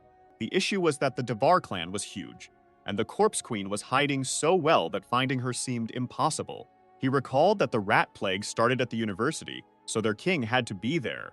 Surrounded by zombies in the water, he realized he'd let his guard down. On a nearby antenna, two guys were trying to climb up, puzzled about how the waves had come in so fast. Then the bald guy looked back and warned that someone was swimming toward them. His buddy said that was impossible, but then he noticed. Sure enough, there was a guy who wasn't drowning or getting swept away. But knowing how shaky that post was, they decided that if he got closer, they'd kick him back into the water. The bald guy warned to be careful since a lot of things were following him. That's when they spotted the horde of zombies trailing Su Chen. Realizing he was heading their way, they shouted that they were from the Evolution Federation and told him to stay back. Hearing this piqued Su Chen's interest. Without hesitation, he leaped out of the water and kicked the bald guy, sending him splashing down. The poor guy was falling, but his friend managed to grab his arm. He told the other guy to hold on to the pillar, but he said he couldn't reach it. His friend reassured him not to worry, promising he wouldn't let him fall. But the bald guy, being the gentlemanly villain, said it was fine. Better to let go or they'd both be done for. Meanwhile, Su Chen was up there demanding they spill everything they knew about the Evolution Federation. The guy told him to go to hell and refused to talk. Seeing the zombies, Su Chen said if that was the case, they couldn't blame him. Suddenly, one of the zombies grabbed the fat guy's foot, pulling him down. Su-chen said he gave them a chance, so it wasn't his fault. But the friend jumped in, insisting he would save him. Down below, the zombies started attacking, and the guy thought he was done for. Just then, Su-chen swooped in and took out the first one. He unleashed a flurry of cuts through the water, wiping out the zombies. The two wondered if this kid was even human. A little later, up top, they said they owed him and would tell him anything he wanted. They explained they were sent there to investigate him, Su-chen. Right now, they were at the University of Science and Technology, led by a guy named Liu. Knowing this was where the rat problem began, Su-chen asked if they were researching rodents. The guy said, unfortunately, no one let them near the labs. Now Su-chen was eager to head there and sort this out before the rat disaster hit. Meanwhile, at the hotel, Duanji had survived and got a core from one of the zombies. She's always shown with great care, but she found it odd that even the upper floors were already flooded. Then something caught her eye, and a sea creature started wrapping around her to attack. It was definitely a vicious and cruel beast. It moved toward her, opened its toothy mouth, and lunged. She barely managed to grab it, but her hand got tangled. Now she was stuck, and more of these creatures were closing in on her. She realized she didn't have time to use the ability she had received. She recalled Su-chen mentioning that you can't judge your ability just by how a creature looks. The doctor asked how she'd figure it out if appearances didn't help. Su-chen explained she'd need to pay attention to how her body felt and try to harness that power. She smiled, saying she got it. Looking at the creatures, she thought she spotted a tiny brain in each one. With a red eye, she shouted for them to back off. The monster seemed frightened and backed away. She was annoyed because she was all sticky, but she grabbed an axe and declared she'd chop them up like tofu. She swung the axe, slicing through the membrane and tearing them apart. While she complained about needing a bath, someone showed up behind her and asked if they could join. She turned around angrily, but it was Su-chen in an oxygen suit. Realizing it was him, she jumped on the boy, thrilled to see him back. Noticing his oxygen suit, she stepped back and apologized. After a bit, they decided to take a bath to clean up after all the fighting. He asked if she really got an ability, and she felt happy he brought it up since she no longer felt useless. She wondered what her ability did, and she explained it was some sort of control over cells and minds. Su-chen immediately asked if she could use it to change how food looked, and she said she'd practice first. Curious, he asked what that practice entailed, and suddenly, Lee saw her in a combat outfit with heavy armor. He activated his power to break her mental control and told her she'd need to practice that ability a lot. With a shot, two creatures dropped. Su-chen reminded Duan that she needed to focus her mind and aim steadily. He then left, saying he'd give her half a day to adjust to the ability. He asked if she was from the medical university. She confirmed, and he said she'd be part of the next mission. It was time for her to prove her worth. While they were on a boat cruising through the city, she asked if it was okay to wear that heavy armor. Su-chen said yes, as no one would mess with her while he was around. She wanted to know why he was heading to the science university, and he said he wanted to check on a friend, hoping he was still alive. She reassured him, saying good people tend to have good luck. A little later, she told him they had arrived. The place was barricaded, but she pointed out that it was the science university. Su-chen noticed a guy on the wall who shot at them. He quickly shielded her, and someone on the wall shouted to ask what they were doing there. Su-chen wanted to know where the mutant rat was supposed to be born. He said he wanted to join the Evolution Federation and asked them to open the gate. The chubby guy said the rabbit girl could come in, but the guy had to leave. But then, Duan showed a plate of smoked pork and asked to be let in. The chubby guy freaked out, saying something like that shouldn't exist in this world. He ordered the men to open the gate immediately since they hadn't seen meat in ages. So they entered with the boat. The guys approached the dock, demanding the meat right away. While they bickered over who would eat, Duan's eyes were red. The guy thought he was munching on roasted pork, but it was actually a zombie's arm. They were then led along the path, as the guy explained that everyone helps each other in this base. The first floor is for kids, the elderly, and those who can't contribute, but they would be going up. Out of nowhere, a kid bumps into someone and tumbles down. The guy yells at her, asking if she can't walk properly. The girl says sorry, and Duan picks her up, noticing she looks really hungry. The girl mentions she hasn't eaten in days, and Duan offers her some bread. Even though she's starving, she worries about her bunny sister going hungry if she takes it. Duan is puzzled by this bunny sister talk, and Su-chen reassures her that she won't go hungry. The kid tells him to quit lying because everyone is starving these days. Su-chen gets mad. He can handle doubts about his character, but not about his strength. Right away, he pulls out a feast for everyone and tells her to dig in. The crowd looks confused, and Duan shoves the bread into the girl's mouth. But then a group comes over asking who's cooking. It's one of the groups that runs the place, pushing people around and saying food has to be traded for contribution points. When they see the girl eating, they claim she's breaking the rules. The girl cries to Duan, who tells her not to stress. She glances at Su Chen, who seems to give her a signal. Something grabs the guy's attention. Duan stretches out her arm and brings out a ton of food, saying she made it for them. Clearly using her powers, she tells them not to leave any behind. Seeing all the meat, the guys rush in, saying it smells incredible. They start eating, saying it's so good it makes them want to cry. One of them turns to Duan, saying she's nice and won't get punished. But the guy next to her is in trouble. Su Chen asks how they'll punish him. The guy then calls out and two chained zombies show up. He warns that Su Chen's punishment will be to fight these monsters. Su Chen recognizes them as the ones he saved earlier and wonders what's going on. The little girl also seems to know them and asks what happened to her brothers. She demands they let them go, asking why they treat people like this. While munching on the meat, the guys say it's their fault for not finishing the mission they were given. That's why they're just kept around for fun. But now that everyone knows each other, things are getting even crazier.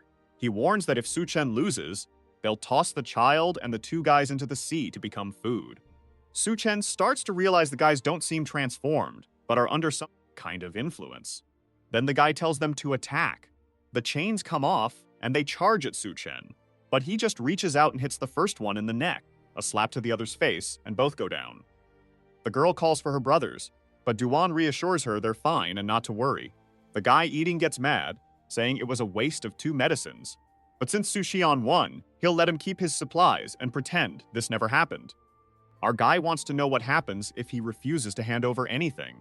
The guy angrily asks if he doesn't know the rules here. They have to follow everything Chief Lu says and give up supplies, or they can't stay. Su Chen realizes these guys have set up a point system to make people give up everything they own. He says that's fine, but the issue is that the rest of his food was eaten by the guys. Then a huge fat man shows up in the background, saying if Su Chen wants points, he just needs to work for him. The guys recognize him as Captain Go, and Duan looks nervous. Some slaves are carrying him on a throne with a girl beside him. He claims that food, shelter, and even a paycheck are all possible if you work for him. Just then, one of the slaves trips and falls. Go spots this, pulls out his spear, and gives the slave a light poke on the back. This shocks our duo, and one of them comments that it looks like there are always openings for new workers. He shows up just in time to take that guy's place. Plus, if Su Chen hands over the rabbit girl, he'll get noodles for life. But he warns it's a big deal since they aren't making any more food, and he's already tired of the woman he has. The guy shouts that the offer is super generous and Su Chen should take it. But then the chief catches a whiff of food and asks if they've been eating. His lackeys look shocked. They immediately drop to the ground, apologizing and saying they couldn't help themselves. They got free food and didn't know what to do. But the chief yells that the smell of that food is awful. It seems like they've eaten a bunch of trash, and he orders them to get away. Su Chen quickly realizes the chief isn't under Duan's control. While the guys are confused, claiming they didn't eat trash, they start feeling weird and begin to spit blood, complaining about bad stomach pains. They run off, saying they need to hit the bathroom. Watching them flee, Gu wonders how such losers are working for him. Meanwhile, Su Chen is unsure what ability the captain has, but he knows he's not weak, especially since he broke Du Yun's mental hold over everyone. The worst part is that taking out this guy now would make it tougher to find the mutant rats. Gu keeps asking what Su Chen thinks of the offer. Su Chen replies that he's not really interested. The guy laughs, saying that's cool. But one day, Su Chen will be begging for help, and he calls another guy to carry him. With that, Captain Gu takes off. Duan apologizes, saying her mental powers just weren't strong enough. Su Chen reassures her that it's fine.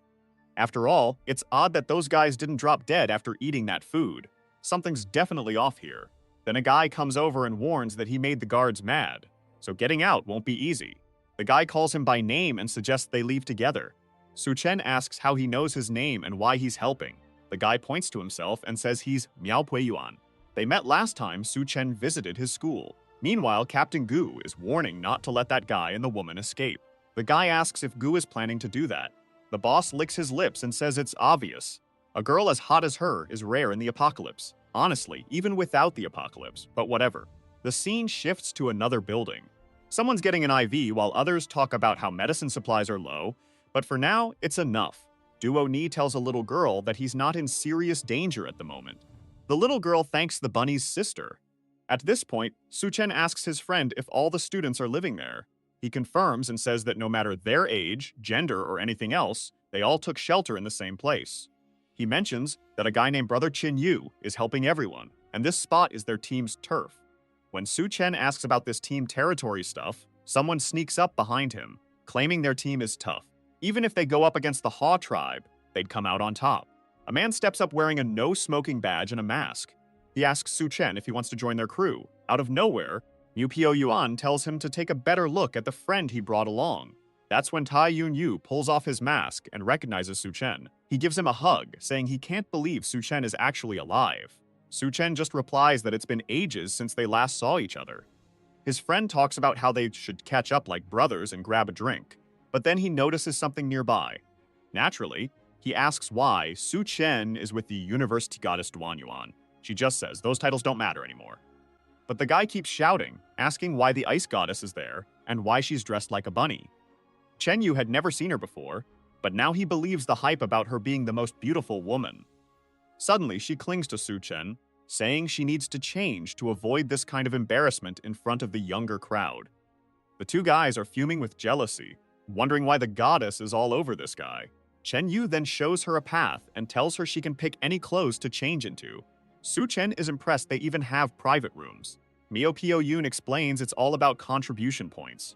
Su Chen then asks if the missions here are super dangerous. Xian Yu just says these days, nothing isn't dangerous. He tells Su Chen he looks so put together that he probably hasn't really faced the apocalypse yet. It'd be better to join their group, and he assures Su Chen that they could have Duan Ye help with food prep so she wouldn't be in danger. But there's one thing he needs to warn him about. Su Chen asks what it is, and the guy says it's best not to be seen too much, especially with the girl in a bunny outfit. He needs to realize they're in an apocalypse, and it's crazy out here. Su just says not to worry because he'll protect her. His friend, however, punches him on the head, saying he seriously doubts that. After all, back at the university, he was the one who had to scare off everyone bothering Su Chen. He explains that the guard here isn't a great guy, and all the women he's been interested in haven't had happy endings. Remember how we were talking about Duanya? Especially someone as gorgeous as her. There's no way they'll let her get away that easily. So while she's getting dressed in her unusual way, someone puts a knife to her neck and tells her not to move. Before Duanya can figure out what's going on, a woman shows up beside her, saying the boss sent her to help Duanya settle in. She warns that someone like her can't stay in that area of the base. Duanya replies there's plenty of room, and she doesn't need help. But the woman puts her hand on Duanya's stomach and insists the boss called for her personally, so she has to go. Suddenly, Duanya taps into her psychic power. The woman freezes, confused, and lets her go for a moment. Duanya thinks that using mind control to move someone is really tough and can only last briefly, but that's enough for Su Chen to take care of the rest.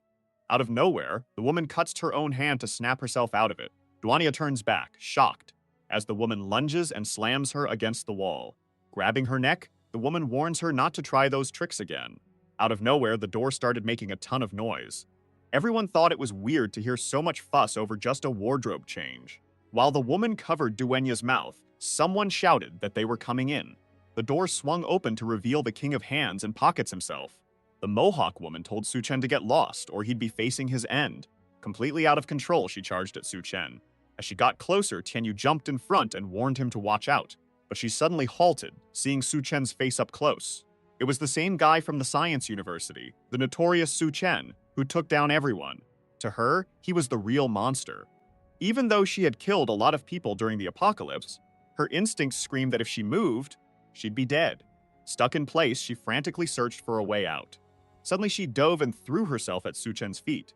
Out of nowhere, she switched to seduction mode, calling him master and begging for a fitting punishment. Kim Yu was totally confused, but Su Chen just told her to stop the act and reveal who the real boss was around there.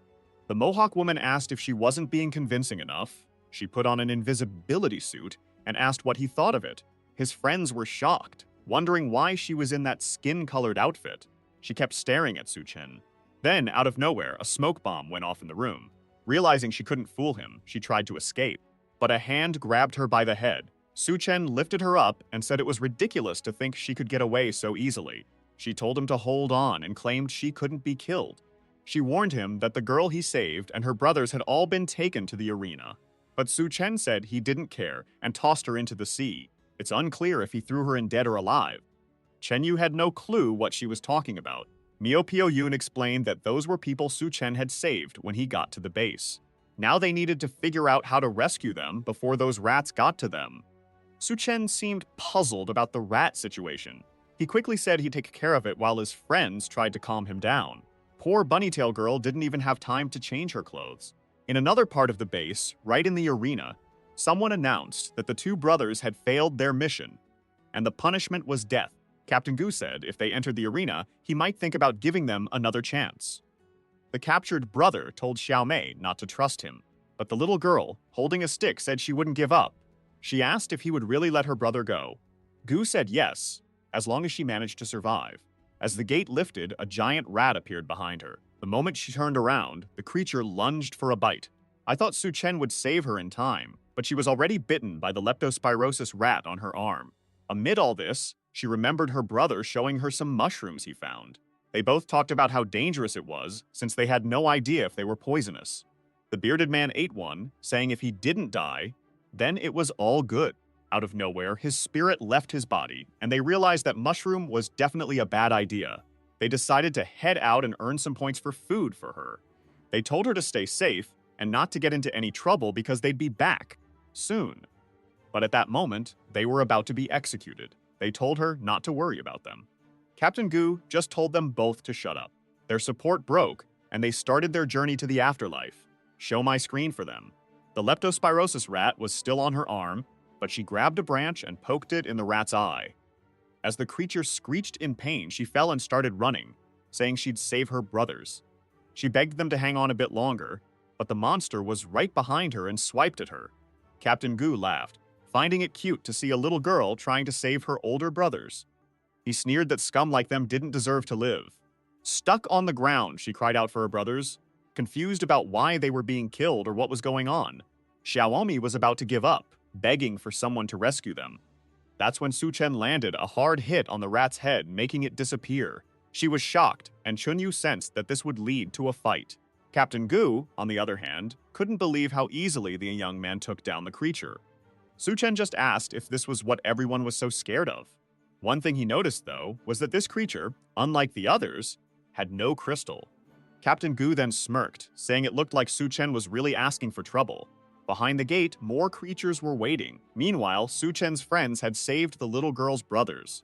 They thanked her, saying it was her efforts that kept them alive long enough to be rescued. Feeling a bit shy, she said it was brother Su Chen who saved them. At the same time, it looked like the Mohawk girl Ji was talking to a scientist. She asked if this was the guy who would fix their problems. The scientist confirmed that using that person's genes could definitely stabilize the apocalypse genes. He explained that the rats they created used the most advanced tech they had. They were really fierce, and if the boy died there, he wouldn't deserve to be their test subject. But in a flash, Su Chen sliced through each of the creatures. The bearded man and the brother couldn't believe how easily he took them out. Captain Gu started to realize that the boy was way more complicated than he thought. Su Chen, however, was puzzled about why these creatures didn't have any crystals. Suddenly, a cough came through the loudspeaker. Someone called for everyone's attention at the base. It was the scientist announcing that the guy in the center of the arena was the perfect material they needed for their experiments. He ordered Captain Gu and Chanyu to capture him. The big guy smirked, saying that now the boss had spoken, the boy's time was up. Finally, the scientist added that it didn't matter if Su Chen was captured dead or alive. Miao Piao Yuwun told Du Yunye that it would be best to escape because everyone was about to die, but she replied that she wouldn't leave as long as Su Chen was still around. Captain Gu then mentioned that he was sure Qianyu was friends with Su Chen, but he reminded Qianyu that they were only surviving the apocalypse thanks to the boss. So he advised him to pick the right side. Su Chen looked at Qianyu and asked what the big guy was talking about. Xin Yu pointed out that the scientist talking was Liu Hun. Since the apocalypse kicked off, he had developed a drug that boosted people's strength. That's how he took over the whole university. The catch was that the drug swapped health and lifespan for power. Once they stopped using it, they became weaker than normal people. Su Chen asked Qianyu if he'd join him if he found a solution. But Qianyu sadly said he had no options right now. Captain Gu burst out laughing, saying he never expected brothers to turn against each other. He announced that time was up since the boss was waiting. He charged at Su Chen, claiming it would all be over fast. That's when someone shouted that today would be different. It was Tianyu who kicked the big guy in the face, saying he'd made a bad choice today. The captain fell, his bald head nearly exploding with anger. He yelled, asking how the jerk dared to betray the boss. Tianyu shot back that he didn't care about that stupid boss. Since he was only under control because of the drug, he had nothing to lose, and if he died, so be it. Betraying his friend would have been way worse. Su Chen admired the loyalty. Chen Yu declared he would fight them to the death. He then charged at the captain, who said if Tianyu wanted to die so badly, he'd help him out. But Tianyu shot back that he wasn't enough to make that happen. He unleashed a flurry of punches like in JoJo, but the captain didn't seem too rattled. He revealed that the boss had always suspected Tianyu would turn on them. That's why he was given the level 1 drug. This was news to Tianyu. The captain explained that his fat cells were actually the strongest level 2 defense. No one could hurt him. He lunged forward, landing a heavy hit, but Tianyu managed to block it. It was a close call, but the young man narrowly avoided being crushed. As he was pushed down, the captain laughed maniacally. He pressed something on his weapon's handle, and electricity surged through it. Shinyu knew he couldn't take it. The pressure made it impossible to escape until someone kicked the weapon toward the big guy. It was Su Chen, who had already stabbed both sides of the captain. Chen Yu was shocked, and Duanye, for some reason, was still impressed despite all that Su Chen had done. Above, the scientists watched closely. Poor Captain Guo was now a mess on the ground. The scientists found it fascinating, saying they were intrigued by Su Chen. He had poured countless resources and all his power into creating the perfect being. His experiments had been progressing, but Su Chen's strength showed he was way more valuable. The scientists said he'd give the boy a chance to join the experiments and become the first perfect human. From below, Su Chen asked if perfect human meant he'd turn into a rat. Liu Hun replied that, in a way, he was right.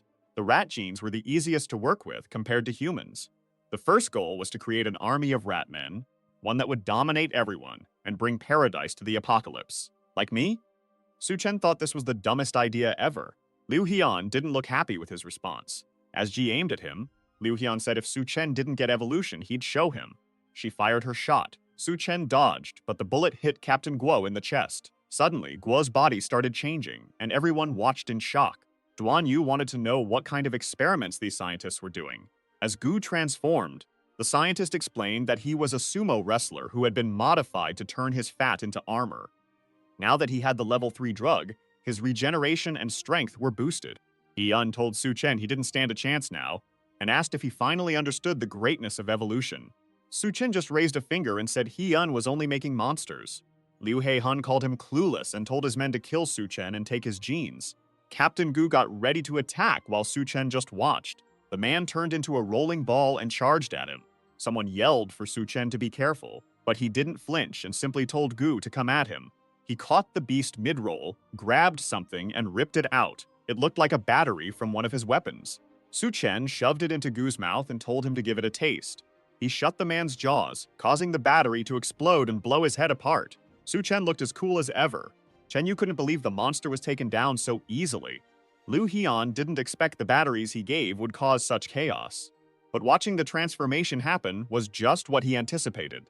Gu's regeneration was so advanced that even deformed, he was still alive. He gloated that against the power of evolution, anything Su Chen did was pointless. At that moment, Su Chen decided to get serious, saying he was tired of the nonsense. He punched straight into Gu's mouth, and all sorts of things started coming out or going in. It was hard to tell what was happening. Su Chen thought he wanted to kill this thing the easiest way possible. While showing just a bit of his power, Miao Puyuan watched the fight, trying to see the bright side. Duan Yu said the storm made it hard to see anything. From above, Haiyan had no clue what Su Chen was up to.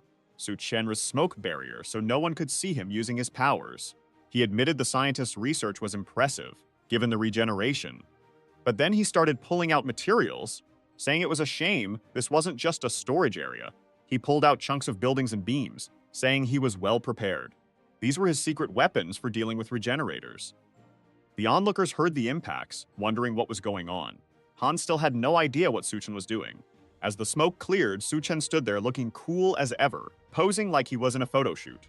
Everyone stared in disbelief. On top of the goo was a pile of cement and iron.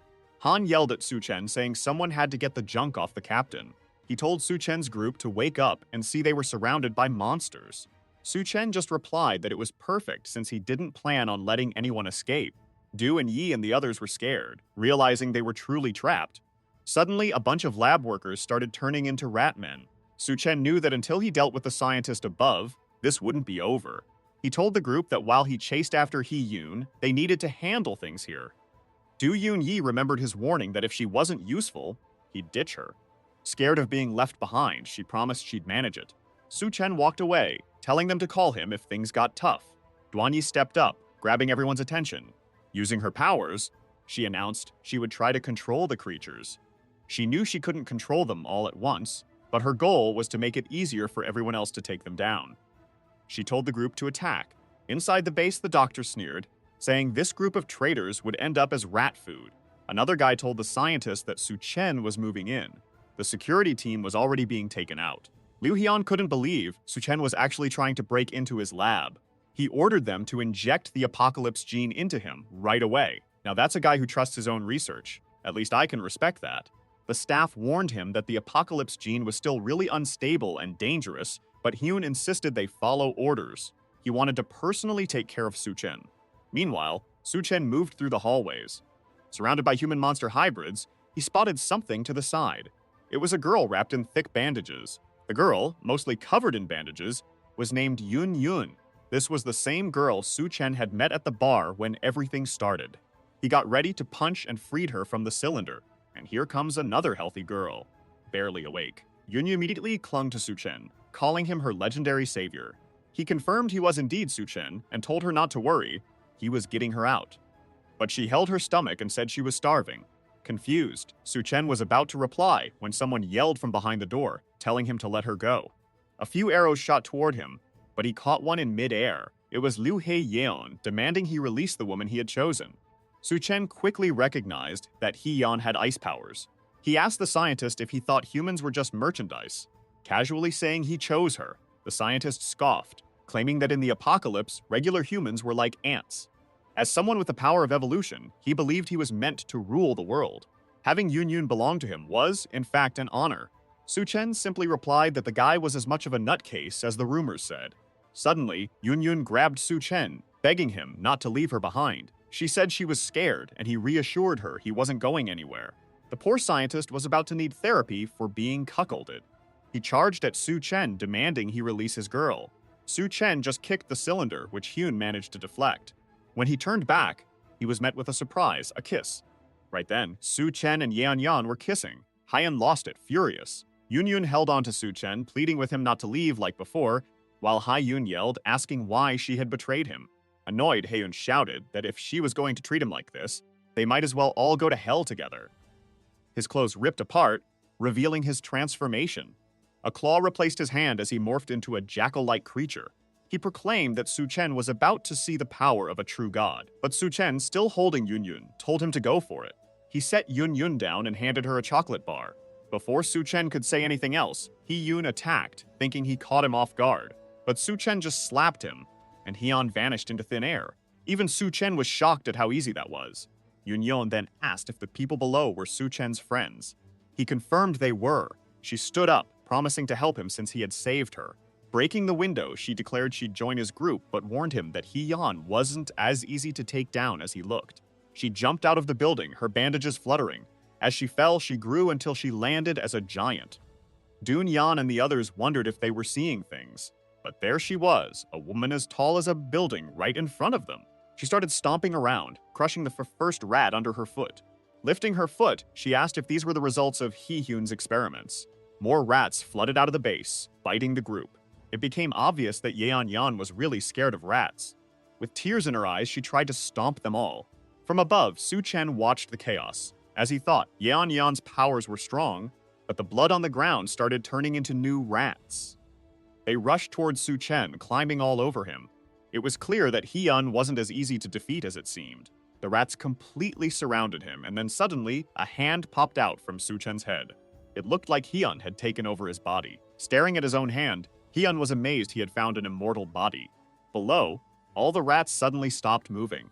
They turned to face the building where Hyun was now. Chunyu wondered if this was the famous Rat King he had heard about. The whole army turned and knelt before him. Meanwhile, Yunyun grabbed a chair and started smashing everything around. She shouted, asking where Su-chen was. He coldly replied that Su-chen was already dead. He added that Yunyun's betrayal meant she would die too. The rats swarmed Yunyun, biting her arms. Du and Yan and the others tried to fight back, but the army was just too big. Yan fell to the ground, overwhelmed and consumed. Hai Yan celebrated, claiming his army was unbeatable. But then, Su-chen's hand burst out of Hai Yan's chest. He mentioned it took a while to find the crystal. He Yan, confused, asked how Su-chen was still alive after being completely eaten. Su-chen just ripped him in half and stepped out from the remains. As He Yan gasped in disbelief, Su-chen held up a crystal, saying it was now his. But more rats crawled out of the sewers, attacking everyone. Xingyu warned that if this kept up, none of them would survive. The bearded man tried to block an entrance, but a rat bit his leg. Before he could react, he was thrown to the ground and dragged into the sewer. Shen Xiu yelled for his brother, but the man told them to forget him and focus on getting out.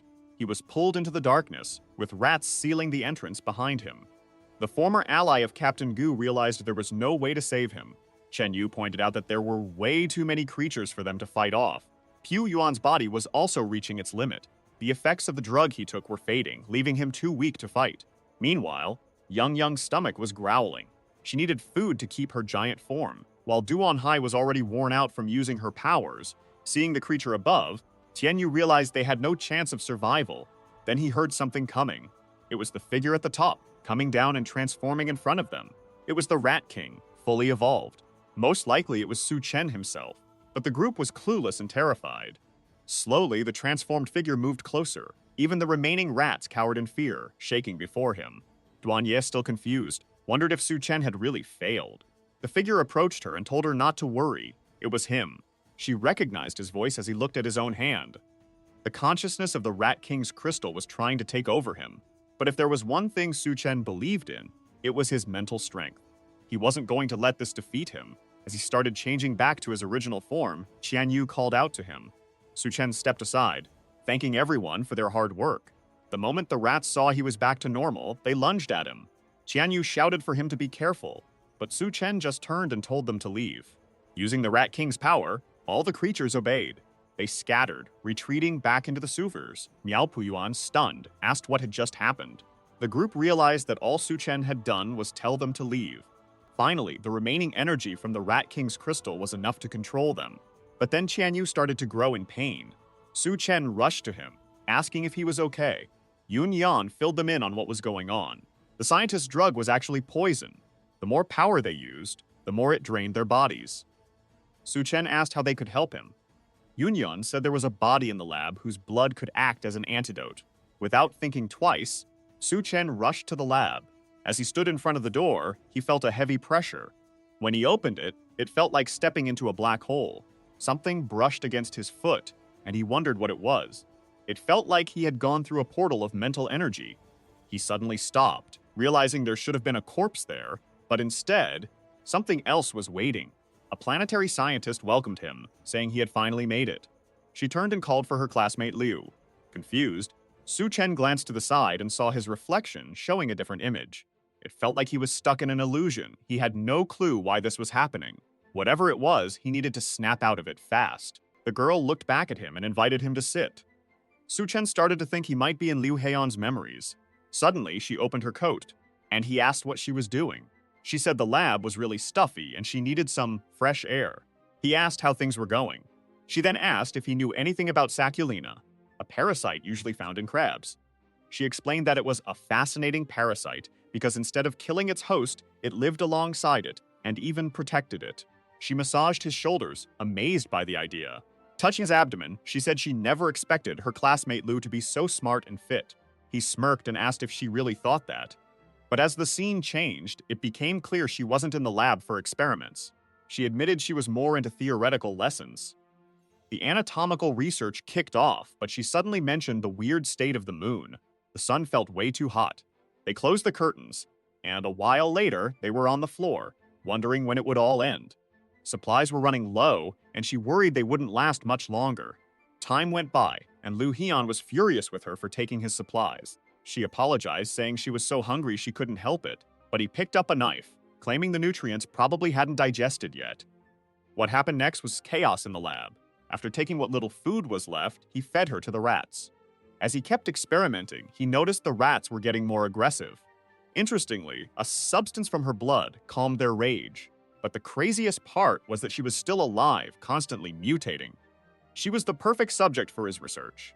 After a while, he thought he had discovered what he called the apocalypse gene. The girl, now just a bit more than hair and a spine, was still alive. He grinned, saying they were just getting warmed up. She shot back a smirk, asking if he had found the core he was after. With the core ready, she pushed him to eat it right away. But he smashed it, calling it just rotten meat. The scientist asked how he knew it wasn't the real deal. Suchen replied that if it was the true core, she would be dead by now. Back in the present, she noted how impressive it was that he saw through her illusion. With calm anger, she said she was finally so close. Suchen placed his hand on her head, saying he was going to find the core in her brain. She screamed, pleading with him to stop, claiming she was just a hurt woman. She offered to share her power if that's what he wanted, but Suchen said he knew that eating her flesh would steal his consciousness. He pressed down despite her cries, and an explosion went off. Her body started to break apart, leaving behind a crystal that Suchen was sure was the real core this time.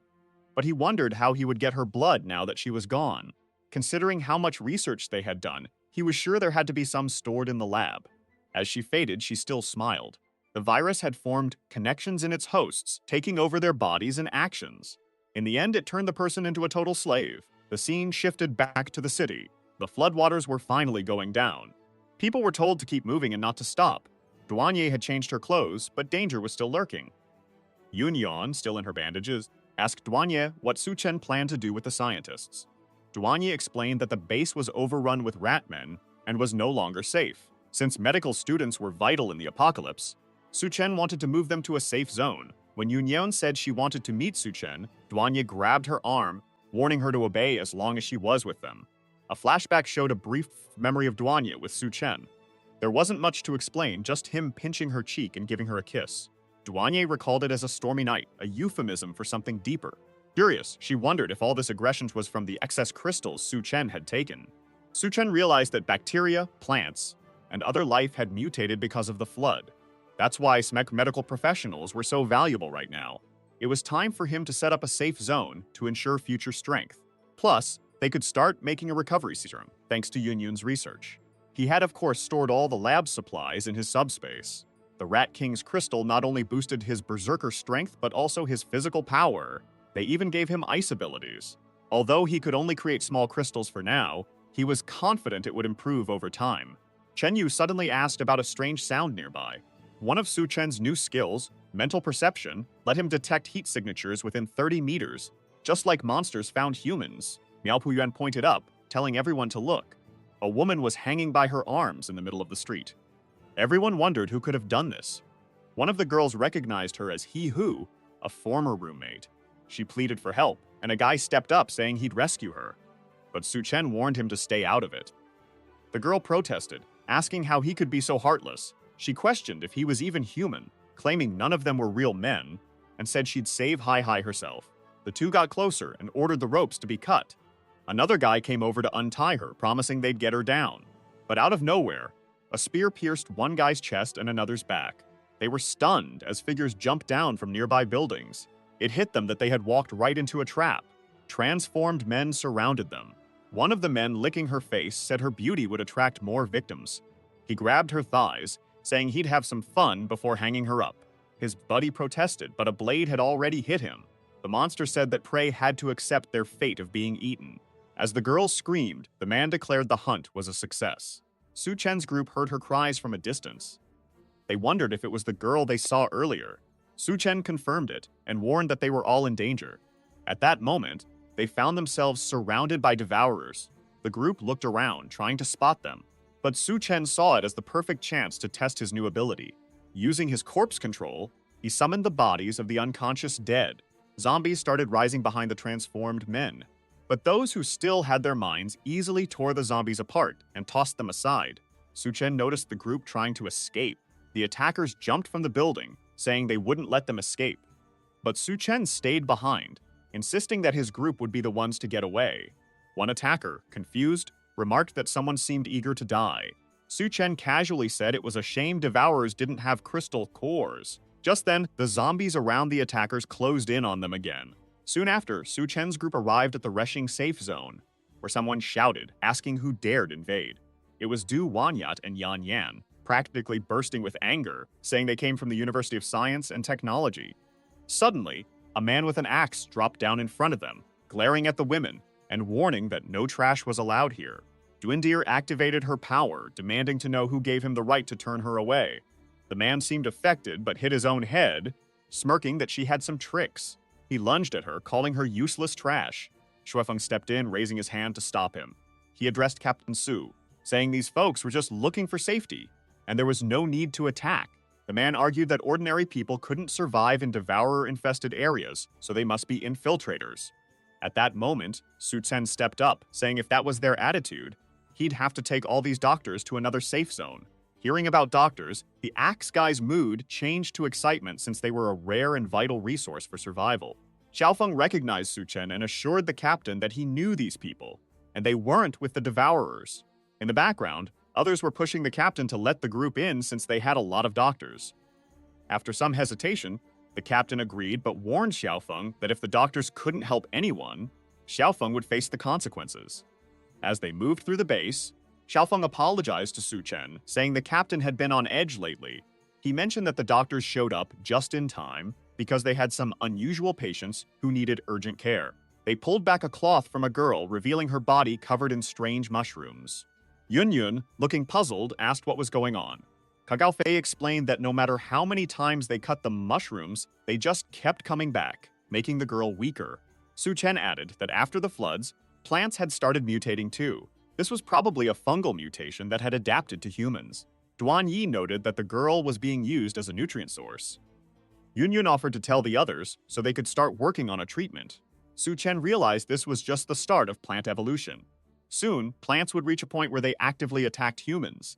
At that time, devoured tribes would take the chance to use people like livestock. That's why Su Chen needed to set up a safe zone and get ready before it was too late. There was chaos in the base. In the center, a guy was recklessly driving a car and running people over. Bystanders shouted for others to stay clear of the young lord. He fired his gun wildly, yelling for the peasants to get out of the way. Su Chen, watching the scene, wondered why nobody was stopping him. Xiaofeng explained that the main teams at the base had broken up, and Su Chen asked if it was because of the flood of chaotic refugees. Xiaof confirmed, adding that the young lord was the son of a city leader and had been acting however he wanted from the start. No one could kick him out, which is why the base was struggling to operate. The young lord noticed the newcomers, and excited, drove his car toward them. He stopped in front of Yun Yun, inviting her to join him for food and fun. Yun Yun stood up, saying she was starving and needed him to carry her. The young lord grinned, eager to help. Xiaofeng warned Zhang not to touch her, but the young lord opened his arms, saying he was ready for her. Yun Yun smiled playfully, telling him to get ready. She jumped, stepped on the car's wheel, and launched herself into the air.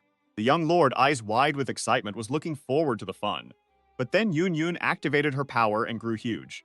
He barely managed to dive out of the way as her massive form came crashing down, completely smashing the car. Yun Yun landed awkwardly, sprawled on the ground, but the car was totally wrecked. Captain Su watched in shock as Ikang showed up, demanding to know what all the fuss was about. The young lord, though he got away, had his legs completely crushed.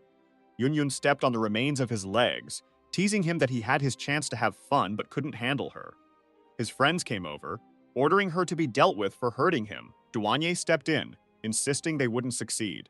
She used her mental control, and the men muttered that the young lord was out of his mind. They claimed he had fallen from the car and broken his legs by himself.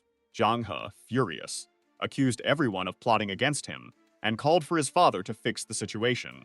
Captain Su, amused, said it would be interesting to see how this played out. Suddenly, a convoy arrived, surrounding a vehicle. Xiaofeng looked nervous, realizing that Zhang had actually called for the city's lord. A chubby guy with a mustache stepped out, demanding to know what happened to his son. Xiaofeng tried to defend his crew, saying they brought a team of doctors, but the young master was just being a pain. Meanwhile, the kid on the ground accused them of breaking his leg. To everyone's shock, his dad slapped him across the face. The Lord scolded his son, reminding him that he had told everyone entering the base to be treated with respect. He said his goal during the apocalypse was to turn this place into a beacon of hope. The crowd seemed touched, realizing the Lord wasn't as bad as they'd thought. He kept talking, inviting everyone to help him build this vision. They even promised the best food and the most generous conditions. Kofeng called for Suchen and told the group they could stay. But when they turned to find Suchen, he had already vanished.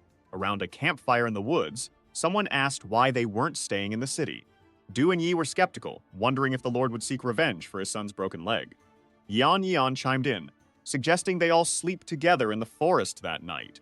She playfully told Duanye it was her first time, and she needed help falling asleep. Duanya simply said she might not even be able to sleep tonight. Confused, Yan asked where all this energy was coming from. Suchen interrupted, telling them to stop daydreaming because someone was coming. A group hidden behind the trees came out, armed, asking if they really thought they could get away with breaking the young master's leg. Suchen explained he handled it that way to avoid destroying the whole city. Two guys stepped forward, laughing at how ridiculous that sounded. One of them stopped laughing when he was instantly vaporized by a single punch. The bald guy panicked and told his crew to open fire. But in a flash, Suchen zipped through them, leaving cuts on their chests. Pointing his sword at the bald man, Suchen warned him to talk fast if he wanted to live.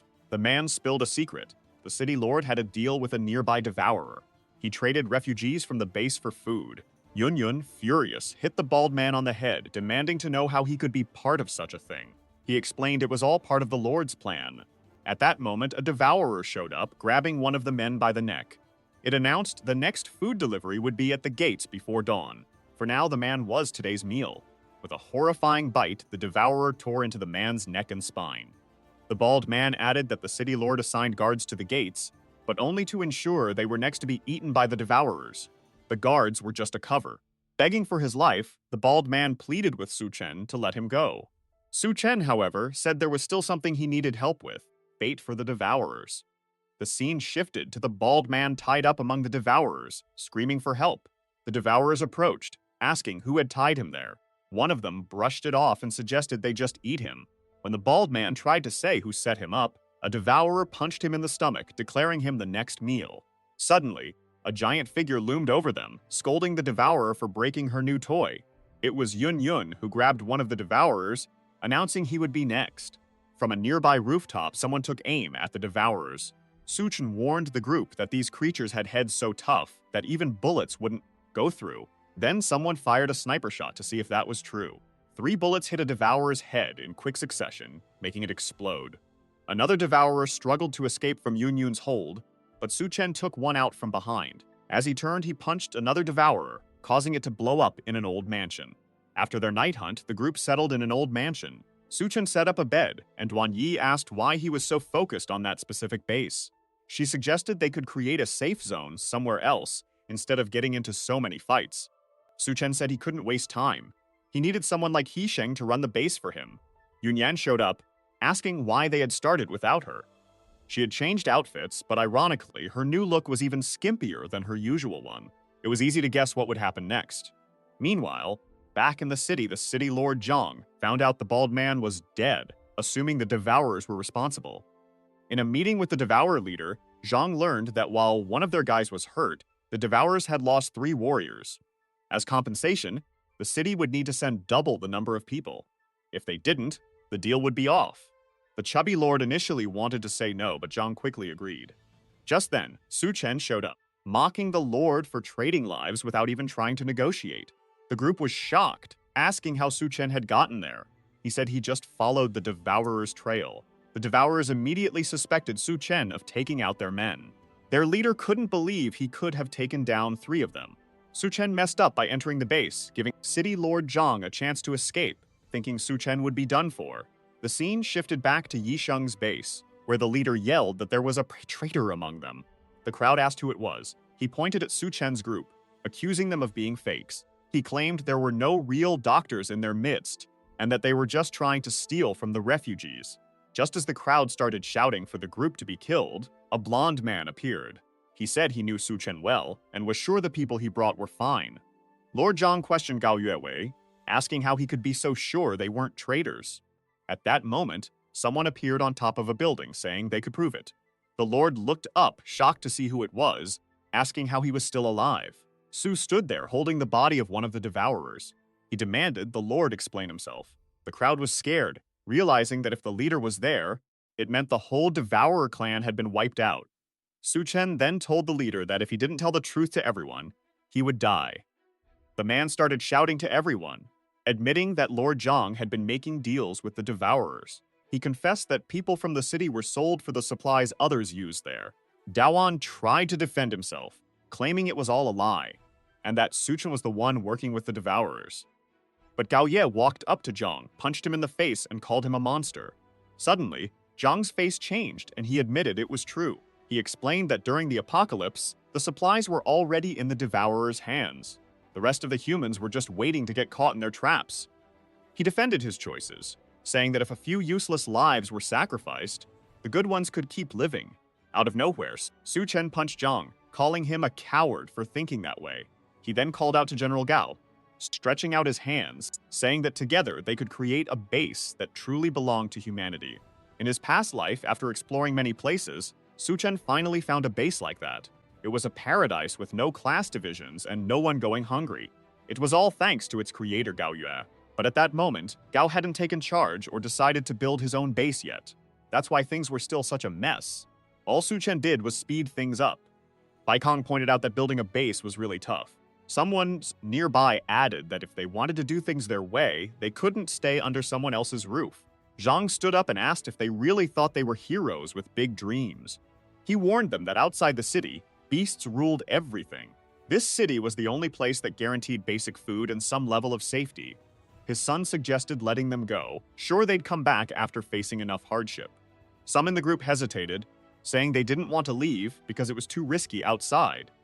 Zhang told those people that anyone who wanted to join Su Chen's group could leave, since he was feeling generous.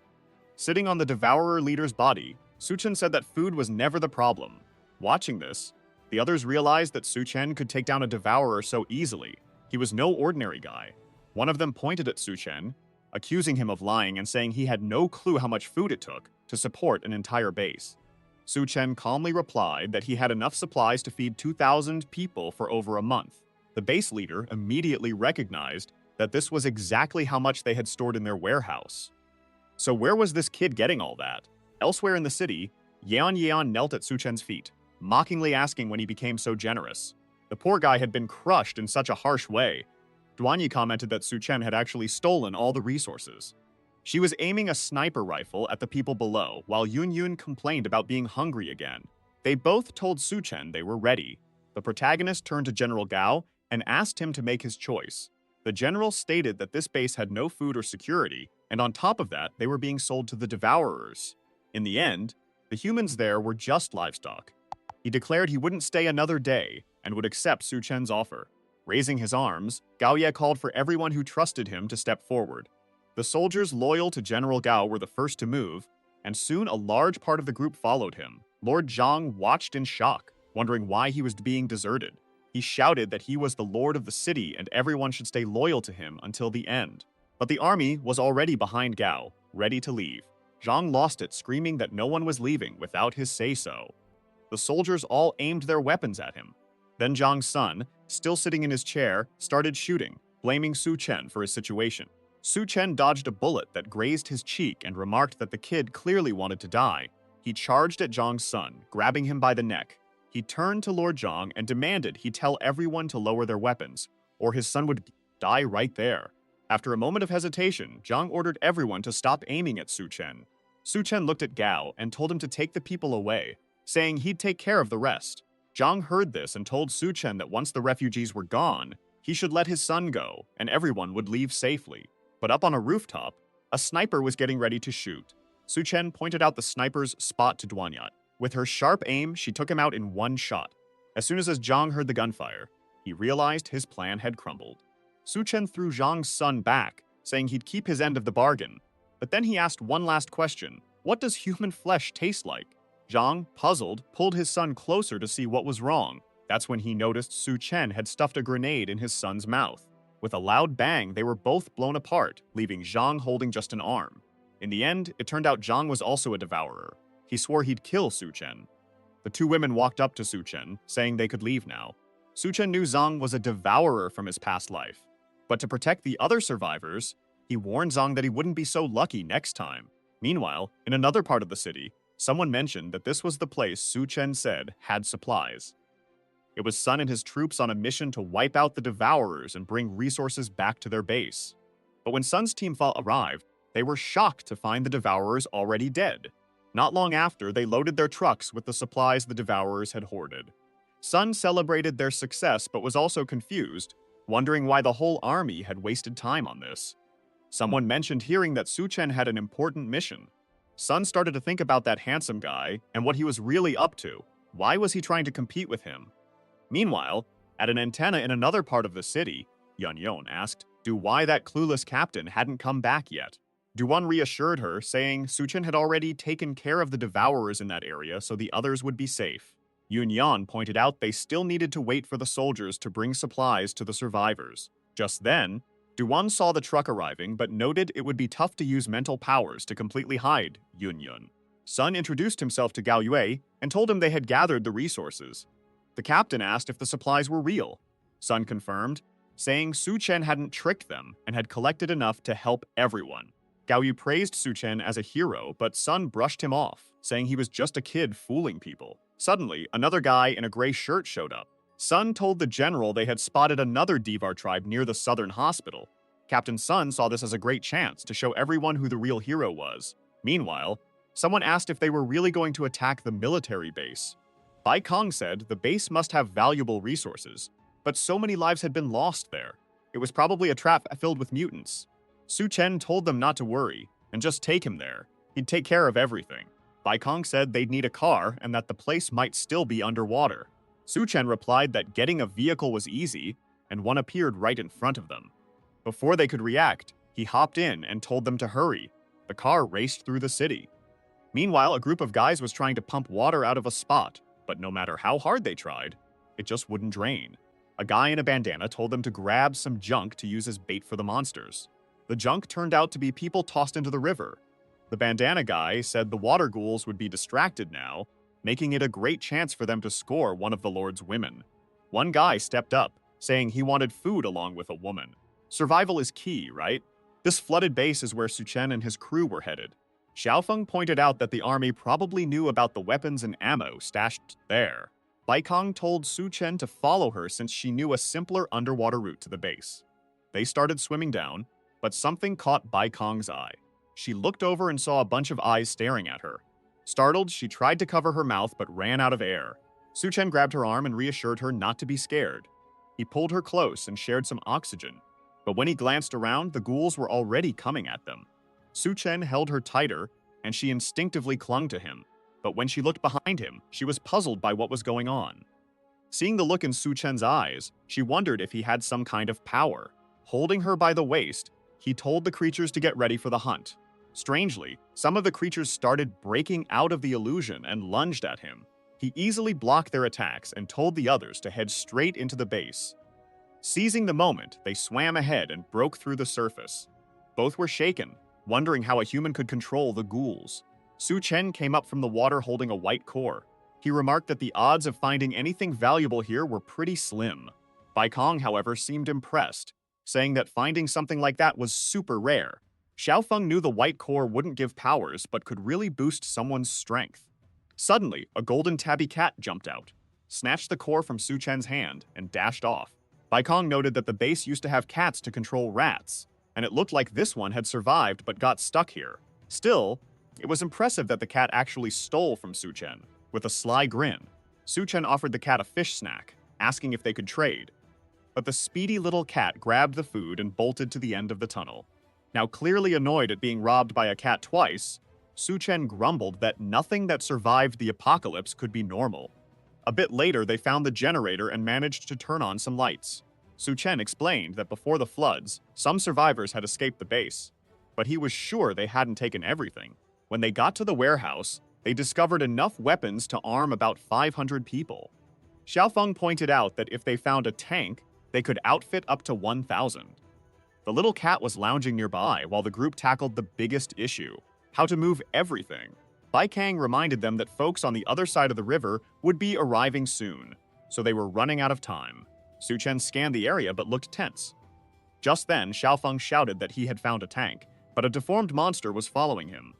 The group froze as the creature, with a bazooka on its head, fired a shot that barely missed the tank.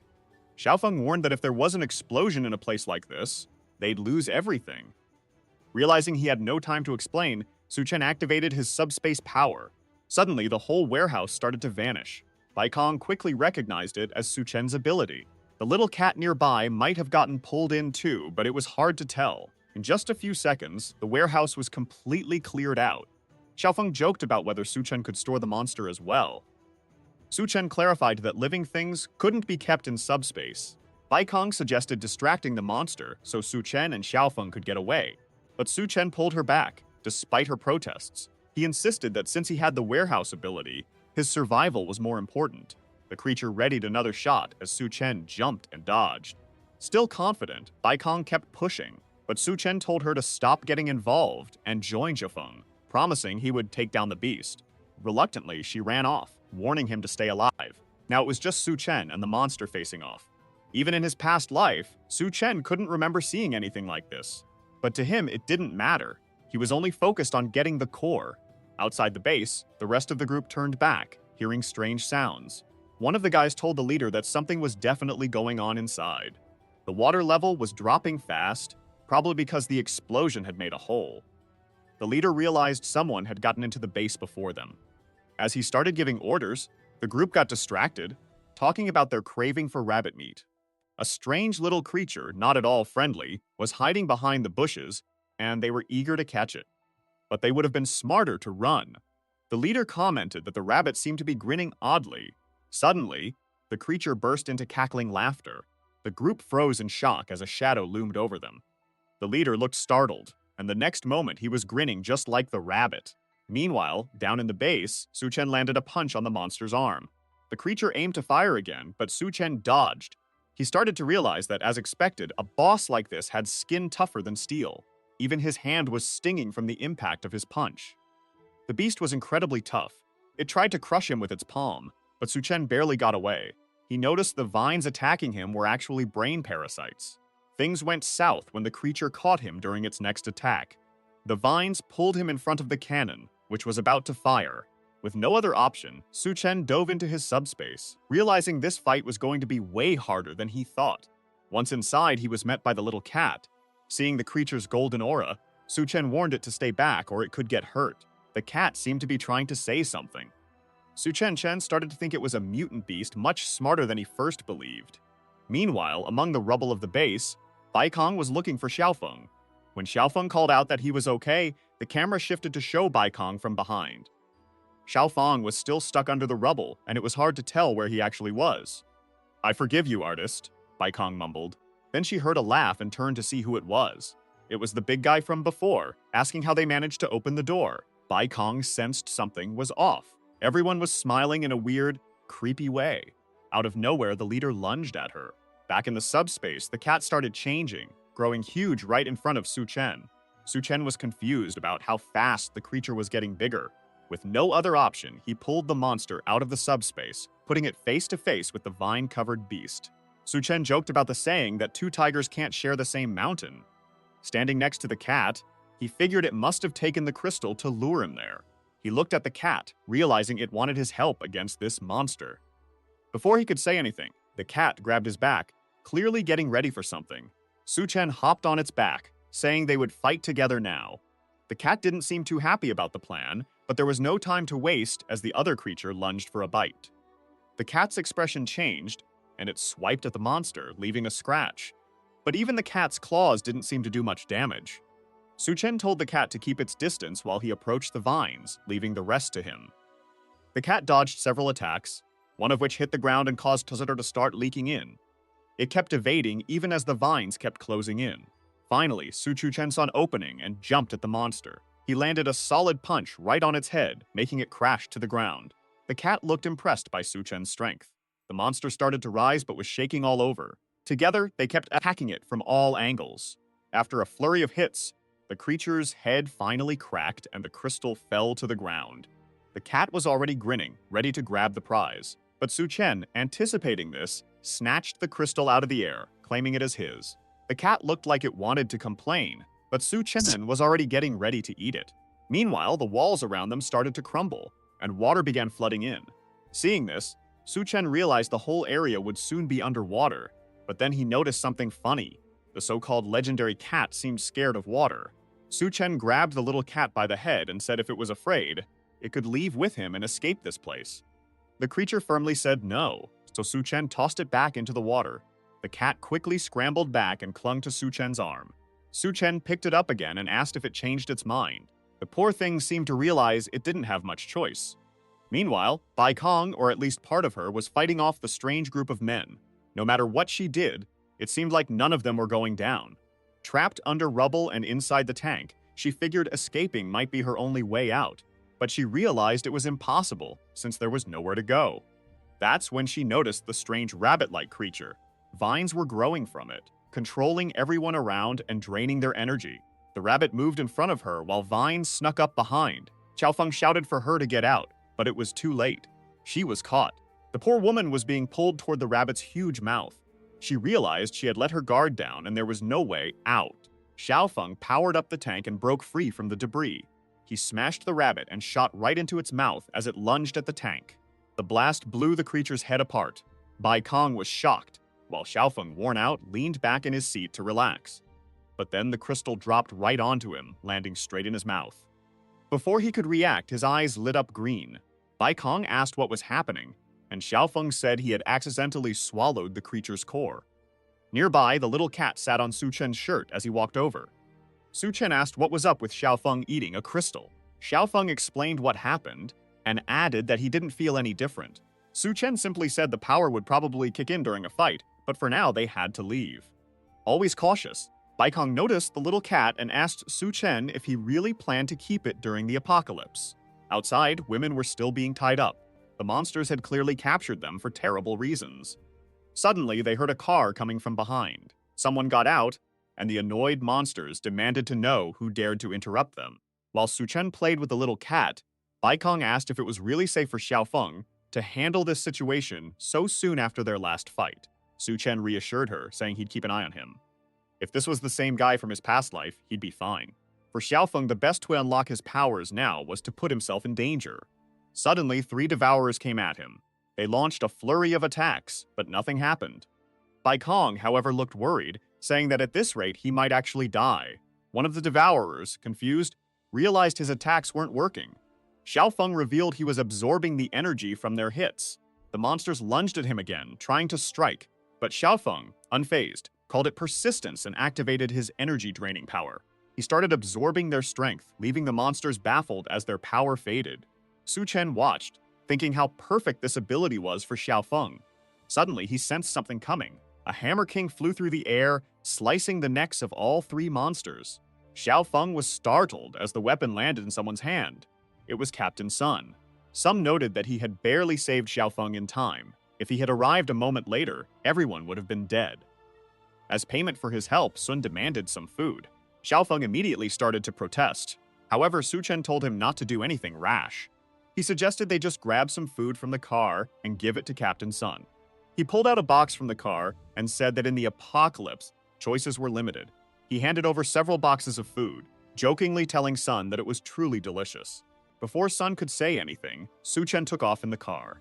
One of Sun's guys asked why he didn't take the chance to finish off Xiaofeng. Sun said he tried but missed. The guy kept pushing Sun, saying he trusted the newcomers more than his longtime crew.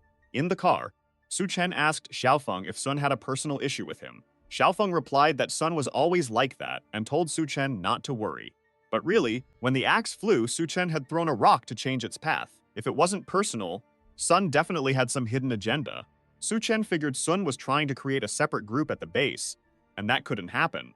Back at the construction site, the giant Yang was helping build the walls. She asked if there was anything else she could do since she needed to eat a lot. The workers reassured her, saying the best part was keeping everyone safe. At that moment, she shouted out that Su Chen's car was coming back. Arriving at the base, Su Chen told his kitten not to scare anyone. The kitten meowed softly and seemed relaxed. Bai Kong noted that the little guy looked happy, probably because he hadn't been out in a while. Suchen said it was because he fed him a lot, and no one would do that in an apocalypse. Later, they showed him the warehouse and asked if there was enough room. We then see Gao Yewei shocked to find out Suchen has spatial storage powers. He needed to explain this so they could understand how all those military supplies got there. Suchen said these were weapons they found at the base, and now they could secure their place. Gao Yue asked why Suchen was sharing his ability. Wouldn't it have been safer to keep it a secret? But Suchen said now they're all in this together, so he trusts them. The captain agreed and promised to keep this secret for life. Baikong then pointed out that the base still needed a name and suggested calling it Dawnlight. Apparently, Suchen's name in Chinese also means dawn. Gao Sui said it was a great name since this base would be a new hope for everyone in the apocalypse. Suchen felt honored, thinking this base would be a true haven in this world. The kitten was near a spot where people were praising Duan for successfully removing a plant. Some doctors told her that the surgery wouldn't have been possible without her. Wow, Duan really has a big heart saving these people, doesn't she? She simply said it's a shame she can't save everyone here. But the scalpel she held reminded the kitten of some experiments done on him. He got scared and froze. Noticing this, Duan stroked him, trying to see if he was hungry. She picked up the poor kitten, which was too stunned to react. He didn't know Suchen was the one who brought him and thought about asking to take care of him when he showed up. But she realized he probably wouldn't agree, especially since food was so hard to find. She then walked to a door, saying this was their temporary shelter. Suddenly, someone hugged her from behind and asked if she wanted to have some fun. A second later, she was already on the bed.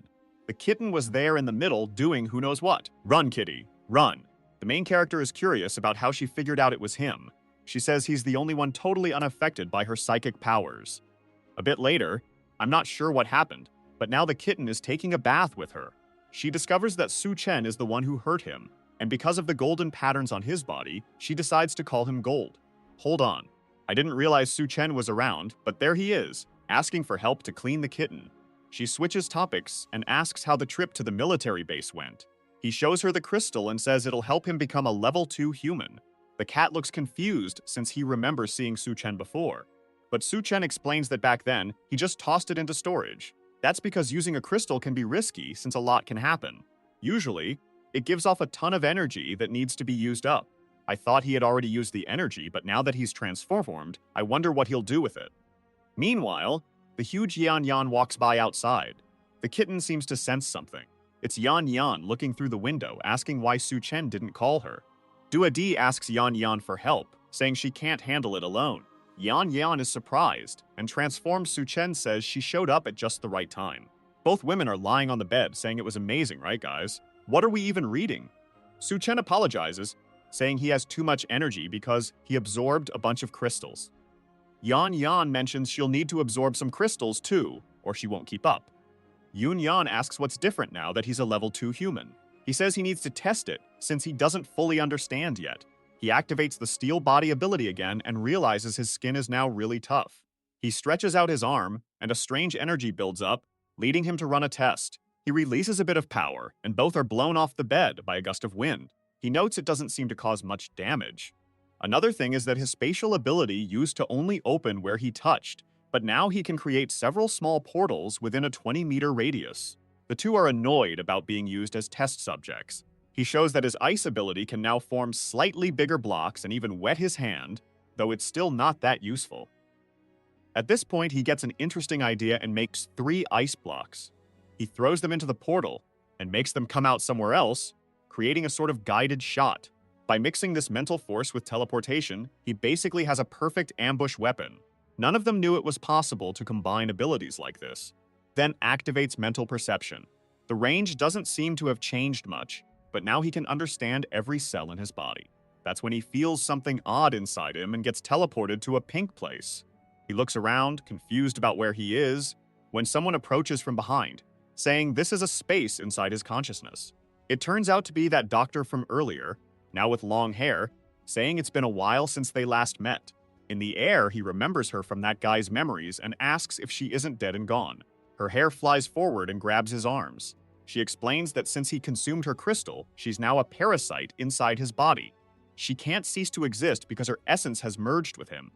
She comes closer and puts her hand on him, and he realizes his abilities don't work in this world. Outside, he stands silently while the two girls worry, wondering what's going on. In the illusion, he asks her what she wants. She tells him she's been stuck here for ages, waiting for him to show up. She gets closer, making it clear she has something in mind. Suddenly, Su-chen realizes he can still use one power. He turns the ice into a whip and grabs her by the neck. With that, he pulls her and appears behind her, insisting he won't let her take control. She tries to say it's useless with his mental strength, but he ties her up with those strange ropes. She warns him that trapping her won't end her consciousness. He replies that he'll freeze her and leave her there forever. As she struggles, she admits she's not as strong as him. But this is her space, and she has control. Hair bursts from the ground, and she claims she won't lose. Moments later, Su-chen finds himself tied up, swaying. They lock eyes, and she wants to see who will give in first. He keeps trying to move, but she warns him that neither can escape here. Su-chen realizes he's really stuck in this cocoon. He suggests that staying like this won't help either of them, so they should talk. He asks what she wants, and she says she just needs to absorb some of his powers to survive. Gus won't be a problem for him. He doesn't need to worry since she can't take over his body. He says he's not into that idea and asks how to get rid of her. She explains she needs his power to stay alive. If not, she'll die. The only other way is for him to find a powerful woman. She can't be too weak, and she has to look good. He points out she's being picky for someone who might die and asks how he'll know the right woman. She says when he meets the right one, she'll let him know. She moves closer, hinting he could gain some perks. He replies he doesn't need any perks and warns her that if she tries anything, he'll get rid of her. She says she gets it and asks to be let go since she hates being trapped. With that, the cocoon and ice ropes fade away. Su-chen is back in the room. The two girls ask what happened since they were calling for him, but he didn't respond. When he finds out he was completely immobilized, he realizes how risky it is to have something that could take over his body. Meanwhile, the scientist's consciousness space starts to freeze. She screams, wanting to know why he's doing this. He thinks he's lucky to have this ice ability that works here. But the safest bet is definitely to find another body for this woman. That's when he remembers there are plenty of women at the base and asks Do-yun to take him to meet more. They look a bit confused, wondering why he suddenly wants to meet other women. After everything that happened, is he still not satisfied? He feels a bit embarrassed and says he actually wants to check on everyone's health at the base. As they walk through the streets, Do-yun Ye mentions they currently have Lai 300 members. Over 400 of them are soldiers handling base security and dealing with devourer attacks. The rest of the guys, along with Yun-yun, are working on barriers and defenses. The women and kids are managing mutated plants and logistics. They've got a hospital area for treating minor cases. She mentions everyone's putting in a lot of effort, and once the walls are up, they can finally take a breather. Su-chen appreciates the update but doubts anyone will actually get to relax. Meanwhile, someone at the base points out they urgently need to take control of the hospital run by the Devara tribe. During a military meeting, Gayui asks if anyone has a solid plan. A gray-haired guy notes that the Devara base has less than 100 members, making it a good target for Captain Sun's team. But Captain Sun is right there at the table. He reminds everyone that it was Su-chen's idea to set up this base, so why isn't he at this meeting? Gao Yewei tells Sun to choose his words carefully. Without Su-chen, the Dawn Lake base wouldn't even be here. He's there because of what that young guy did. Yewei has picked up on Sun's misunderstanding about Su-chen. He remembers when he asked Su-chen why he wanted Gao Yewei to lead the base. Su-chen said he wasn't interested in being a leader and trusted Gao Yewei to take care of it. However, he warned that the apocalyptic world is full of dangers. Even with the base's defenses, if people aren't alert and aware, it could all fall apart. Gao Yewei replied that he got it, thinking Su-chen was more focused on getting stronger. Back at the meeting, he says he's sure Su-chen would jump in to help if they run into trouble. Sun counters that the Devara tribe at the hospital is pretty strong, and he can't be blamed for any losses that might happen. The captain says that's fine, and suggests sending Xiaofeng with Su-chen to make sure they succeed. Sun agrees, saying since the captain insists, he'll take on the mission and starts getting ready. Outside, one of Sun's guys asks why they're hitting the hospital when they were supposed to steal a base. Sun says he's worried about Xiaofeng and Su-chen's skills, which are tough to handle. But if they go on this mission and he can quietly deal with the two, taking over the base will be a lot easier. Back in the meeting, someone tells the captain that Sun has accepted the mission, just as Su-chen predicted. The captain acknowledges this but hopes Sun won't make the mistakes Su Chen warned him about. He then asks if a team was sent to scout that part of the city. The man confirms and mentions that if Su Chen's info is right, something big is going down. The scene shifts to the city of He and the refugee area. Perched in a tree, Miao Puyuan says Su Chen is really strong and could help them score some crystals. But Chen Yue replies that getting stronger is up to each person, and besides, Su Chen has already helped them plenty. The boy says he gets it, but complains they've been fighting a lot of mutated beasts without gaining anything, which is really frustrating. He then tells his friend to hush. He ducks behind a tree and warns that people are coming, bringing women with them. In front of the base, some guys ask who's showing up. A mustached man tells the boss they're delivering the goods. Among them is Ji, who Su Chen has met 3 times before. The man says they're all top quality. The boss tells them to move on as he'll take them to the Lord. He pats his friend's belly, saying they'll make a fortune again. In another room, someone voices their dissatisfaction with the current batch of goods. The devourer chief at the location declares that the woman who can give him a child will be spared. One of them tries to speak up but gets grabbed by the neck, and he tells her she's just a tool. As the girl cries, another man comes up and reports that Su Chen's group is on their way to attack the hospital. The chief sends out his whole crew because he wants Su Chen dead. One of them points out that the people are starving and too weak to fight back. The only way to win is to turn everyone into devourers, but that takes time. Hearing this, Ji in the back offers her help. The chief turns to her and asks for her plan. In the next scene, 2 of his guys are buried up to their necks. They question the chief about what's going on and why he's doing this after their loyalty. He walks in with a hammer and says that Ji claimed she could help him build an army of devourers. The catch is she needs their heads for a potion. They call it a lie, clearly seeking revenge for capturing her. The chief shrugs it off, saying he's more curious about what she'll do. He smashes their heads, sending them flying. We then see a pool of red where devourers are tossing in all the survivors. Someone pours a green liquid, claiming this second-generation serum speeds up the devourer process. Now, Ji is fully adapted to her new environment, even wearing a robe and holding a staff. One human is grabbed by the mech, begging to be let go, while another is tossed into the cauldron. Ji tells them to feel honored. Only a select few get to enter the blood pool. Only the strongest heroes can serve the city's lord. As she watches a man drown, she thinks everything bad that happened to her is Su Chen's fault. Because he wrecked the evolution base, she got captured, enslaved, and went through a lot. That's why she'll do whatever it takes to make him pay. One of the men climbs out of the pool, now fully transformed and looking odd. From behind a wall, Chen Wei watches and realizes they're trying to turn everyone in the city into devourers. Miao Puyuan comments that at this rate, over 2,000 people will be used. They climb down, knowing they need to share this info before their base is wiped out. But then, someone shows up and says it's a shame. Several devourers are already behind them, declaring that neither will make it out alive. Miao Puyuan is startled, but Chen Hui steps up, saying he'll create a chance for Miao to escape. The devourers laugh, saying neither will have a chance. They'll become food right here and now. The scene shifts back to the dawn-like base. Xiao Mai is walking when Su Chen approaches her, asking how things are at the base. She says everything is peaceful, and no one is bothering her. Just then, Gao Yue calls for Su Chen. He approaches and says he's talked to the captain's son, but they'll need Su Chen's help to take down a lot of devourers. Su Chen replies that it's not a problem. However, the captain adds that he has one more favor to ask. The hospital is really close to their base and will eventually be a problem. Plus, the medicine there is super important, so he asks Su Chen to grab some for them. The protagonist assures him not to worry. He'll only take what's necessary. Gao Yue wishes him good luck, mentioning that all the powered folks at the base will join this mission. The military group arrives, stating they're under Su Chen's command. The main character gets everyone's attention and tells them to pay close attention. He wants them to stay back at the base to protect it, especially watching what's going on in Iga City. The group looks shocked, maybe even too shocked, that he doesn't want their help, but Su Chen senses something really dangerous is coming. Meanwhile, Chen Wei is surrounded by a bunch of devourers. Miao Puyuan says they won't make it out alive at this rate. Chen Wei reminds him of all the missions they've tackled together. Miao Puyuan thinks back to many of them, since he's one of the ones who's done the most. But the devourers mock them, saying they should stop planning because both of them are going to die here.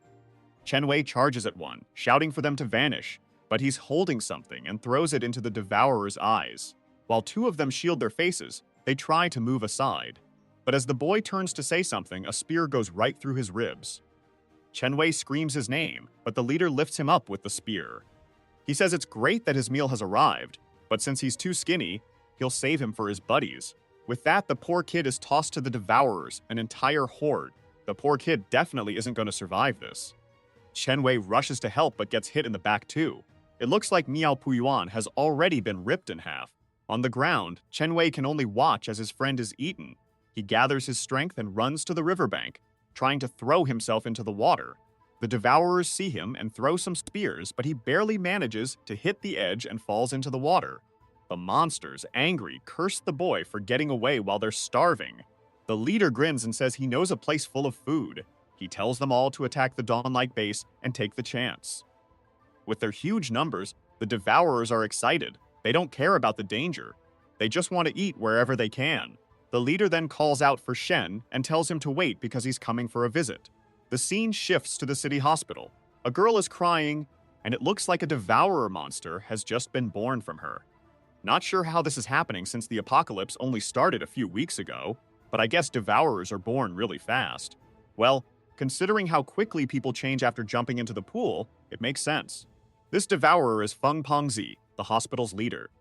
Meanwhile, downstairs at the hospital, guards are on duty when suddenly a group shows up, armed and shooting. Before they can react, the captain takes down the first one. He turns to the others and tells them to clear the way. He directs this at Su Chen's group. Xiaofeng wants to know why.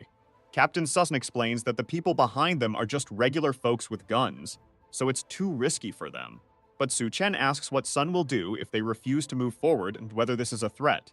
Sun insists it's not, saying he just wants the powered individuals to lead the group. Su Chen agrees but warns that when a weapon is aimed at him, it never ends well for the other person. He calls for Du, who surprisingly isn't turning her back this time. For once, she's facing forward. Incredible. Sun tells his guys to let Su Chen wear himself out before they start shooting, but the soldiers hesitate to aim at Duan for obvious reasons. They'd rather face Su Chen's anger. Once the military team steps into the hospital, they look puzzled. Su Chen's group is nowhere to be found. Hidden close by, Xiaofeng wonders what's going on. Duan says it's pretty easy to mess with the vision of normal people.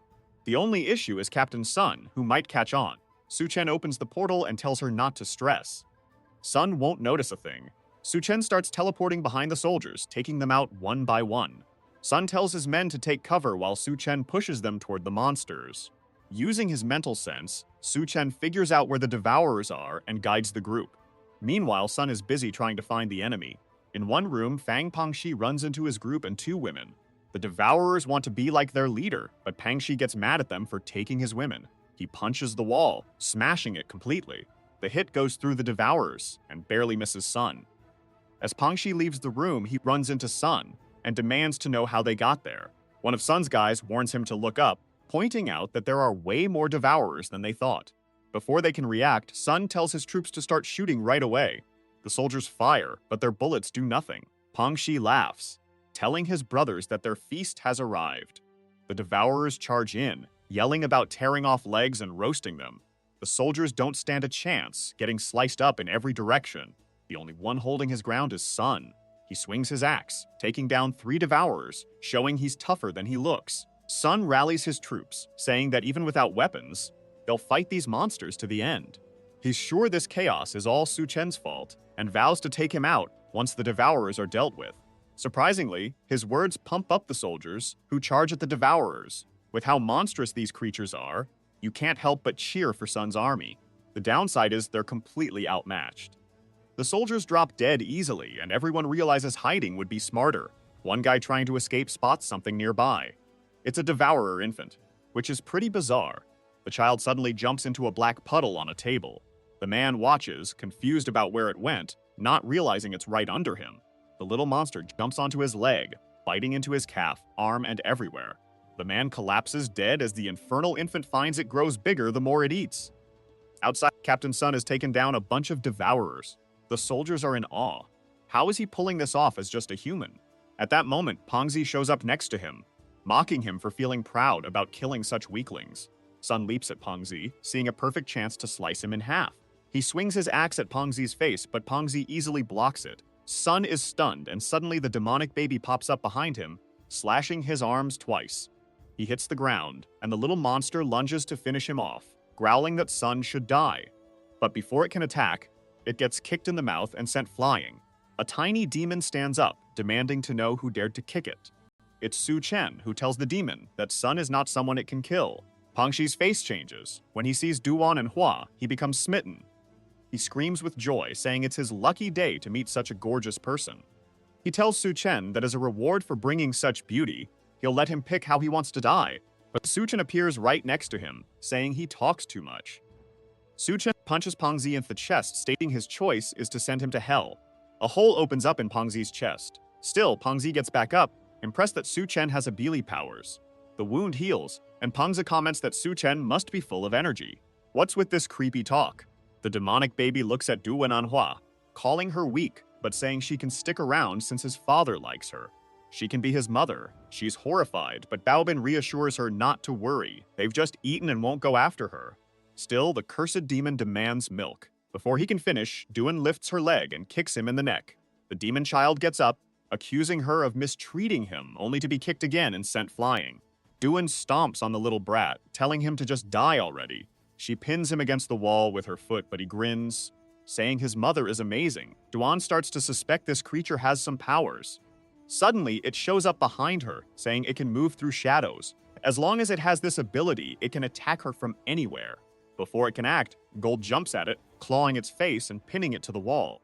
Gold sits on Duan's shoulder, looking relaxed. Duan warns Gold to be careful since this place is super dangerous. At least she can use her mental perception to sense where the creature will strike from. The demon reappears next to Gold, threatening to kill the dumb cat, but Gold quickly slashes it and sends it crashing into the wall. Doom pulls out her weapon and fires repeatedly. When the smoke clears, the creature hides behind a pillar, realizing it's time to run. Meanwhile, Captain Sun, now without arms, gathers what's left of his army. Xiaofeng steps up, telling him to stay back since the area is too dangerous. The Devourers laugh, calling Xiaofeng pathetic and mocking his attempt to help. But Sun sees Xiaofeng's honesty as a chance to use him as a distraction to escape. Xiaofeng calls out to Sun, saying as the leader of the operation, he orders Sun to protect him so he can get away. Sun agrees but insists that Xiaofeng has to do him a favor first. When Sun asks why, Xiaofeng grabs him by the neck. Xiaofeng explains that now that Sun has lost his arms, his energy is useless. So Xiaofeng will make good use of it. Completely drained, Sun demands to know why a teammate would betray him. Xiaofeng just says they were warned. Anyone who aims a weapon at them is an enemy. Since Sun's now an enemy, everyone here is doomed. Without a second thought, Xiaofeng starts draining the energy from the whole army, showing no mercy. Meanwhile, back at the Dawn Lake base, thanks to Su Chen's heads up, they were ready for the Devourer's attack. Yunyeon is on the wall when Baikong comes over, asking why she's still there. Yunyeon responds that it took a lot of work to build the defenses Su Chen asked for, and she won't let the Devourers wreck it. Suddenly, Baikong asks her something specific. She mentions knowing that Yunyun and Du Wanye are close to Su Chen and wonders if Yunyun finds that odd. Yunyun admits it is strange, but since it's the apocalypse, she doesn't care about old world rules. She quietly appreciates Duan's help since she couldn't do it alone. Yeon then teases Kong, pointing out how shy she is and asking if she has feelings for Su Chen. Baikong brushes it off, calling the idea silly. Yeon says it's normal to be attracted to someone like Su Chen during the apocalypse since he's strong and good-looking. Baikang, a bit embarrassed, mutters that maybe it's just normal for guys.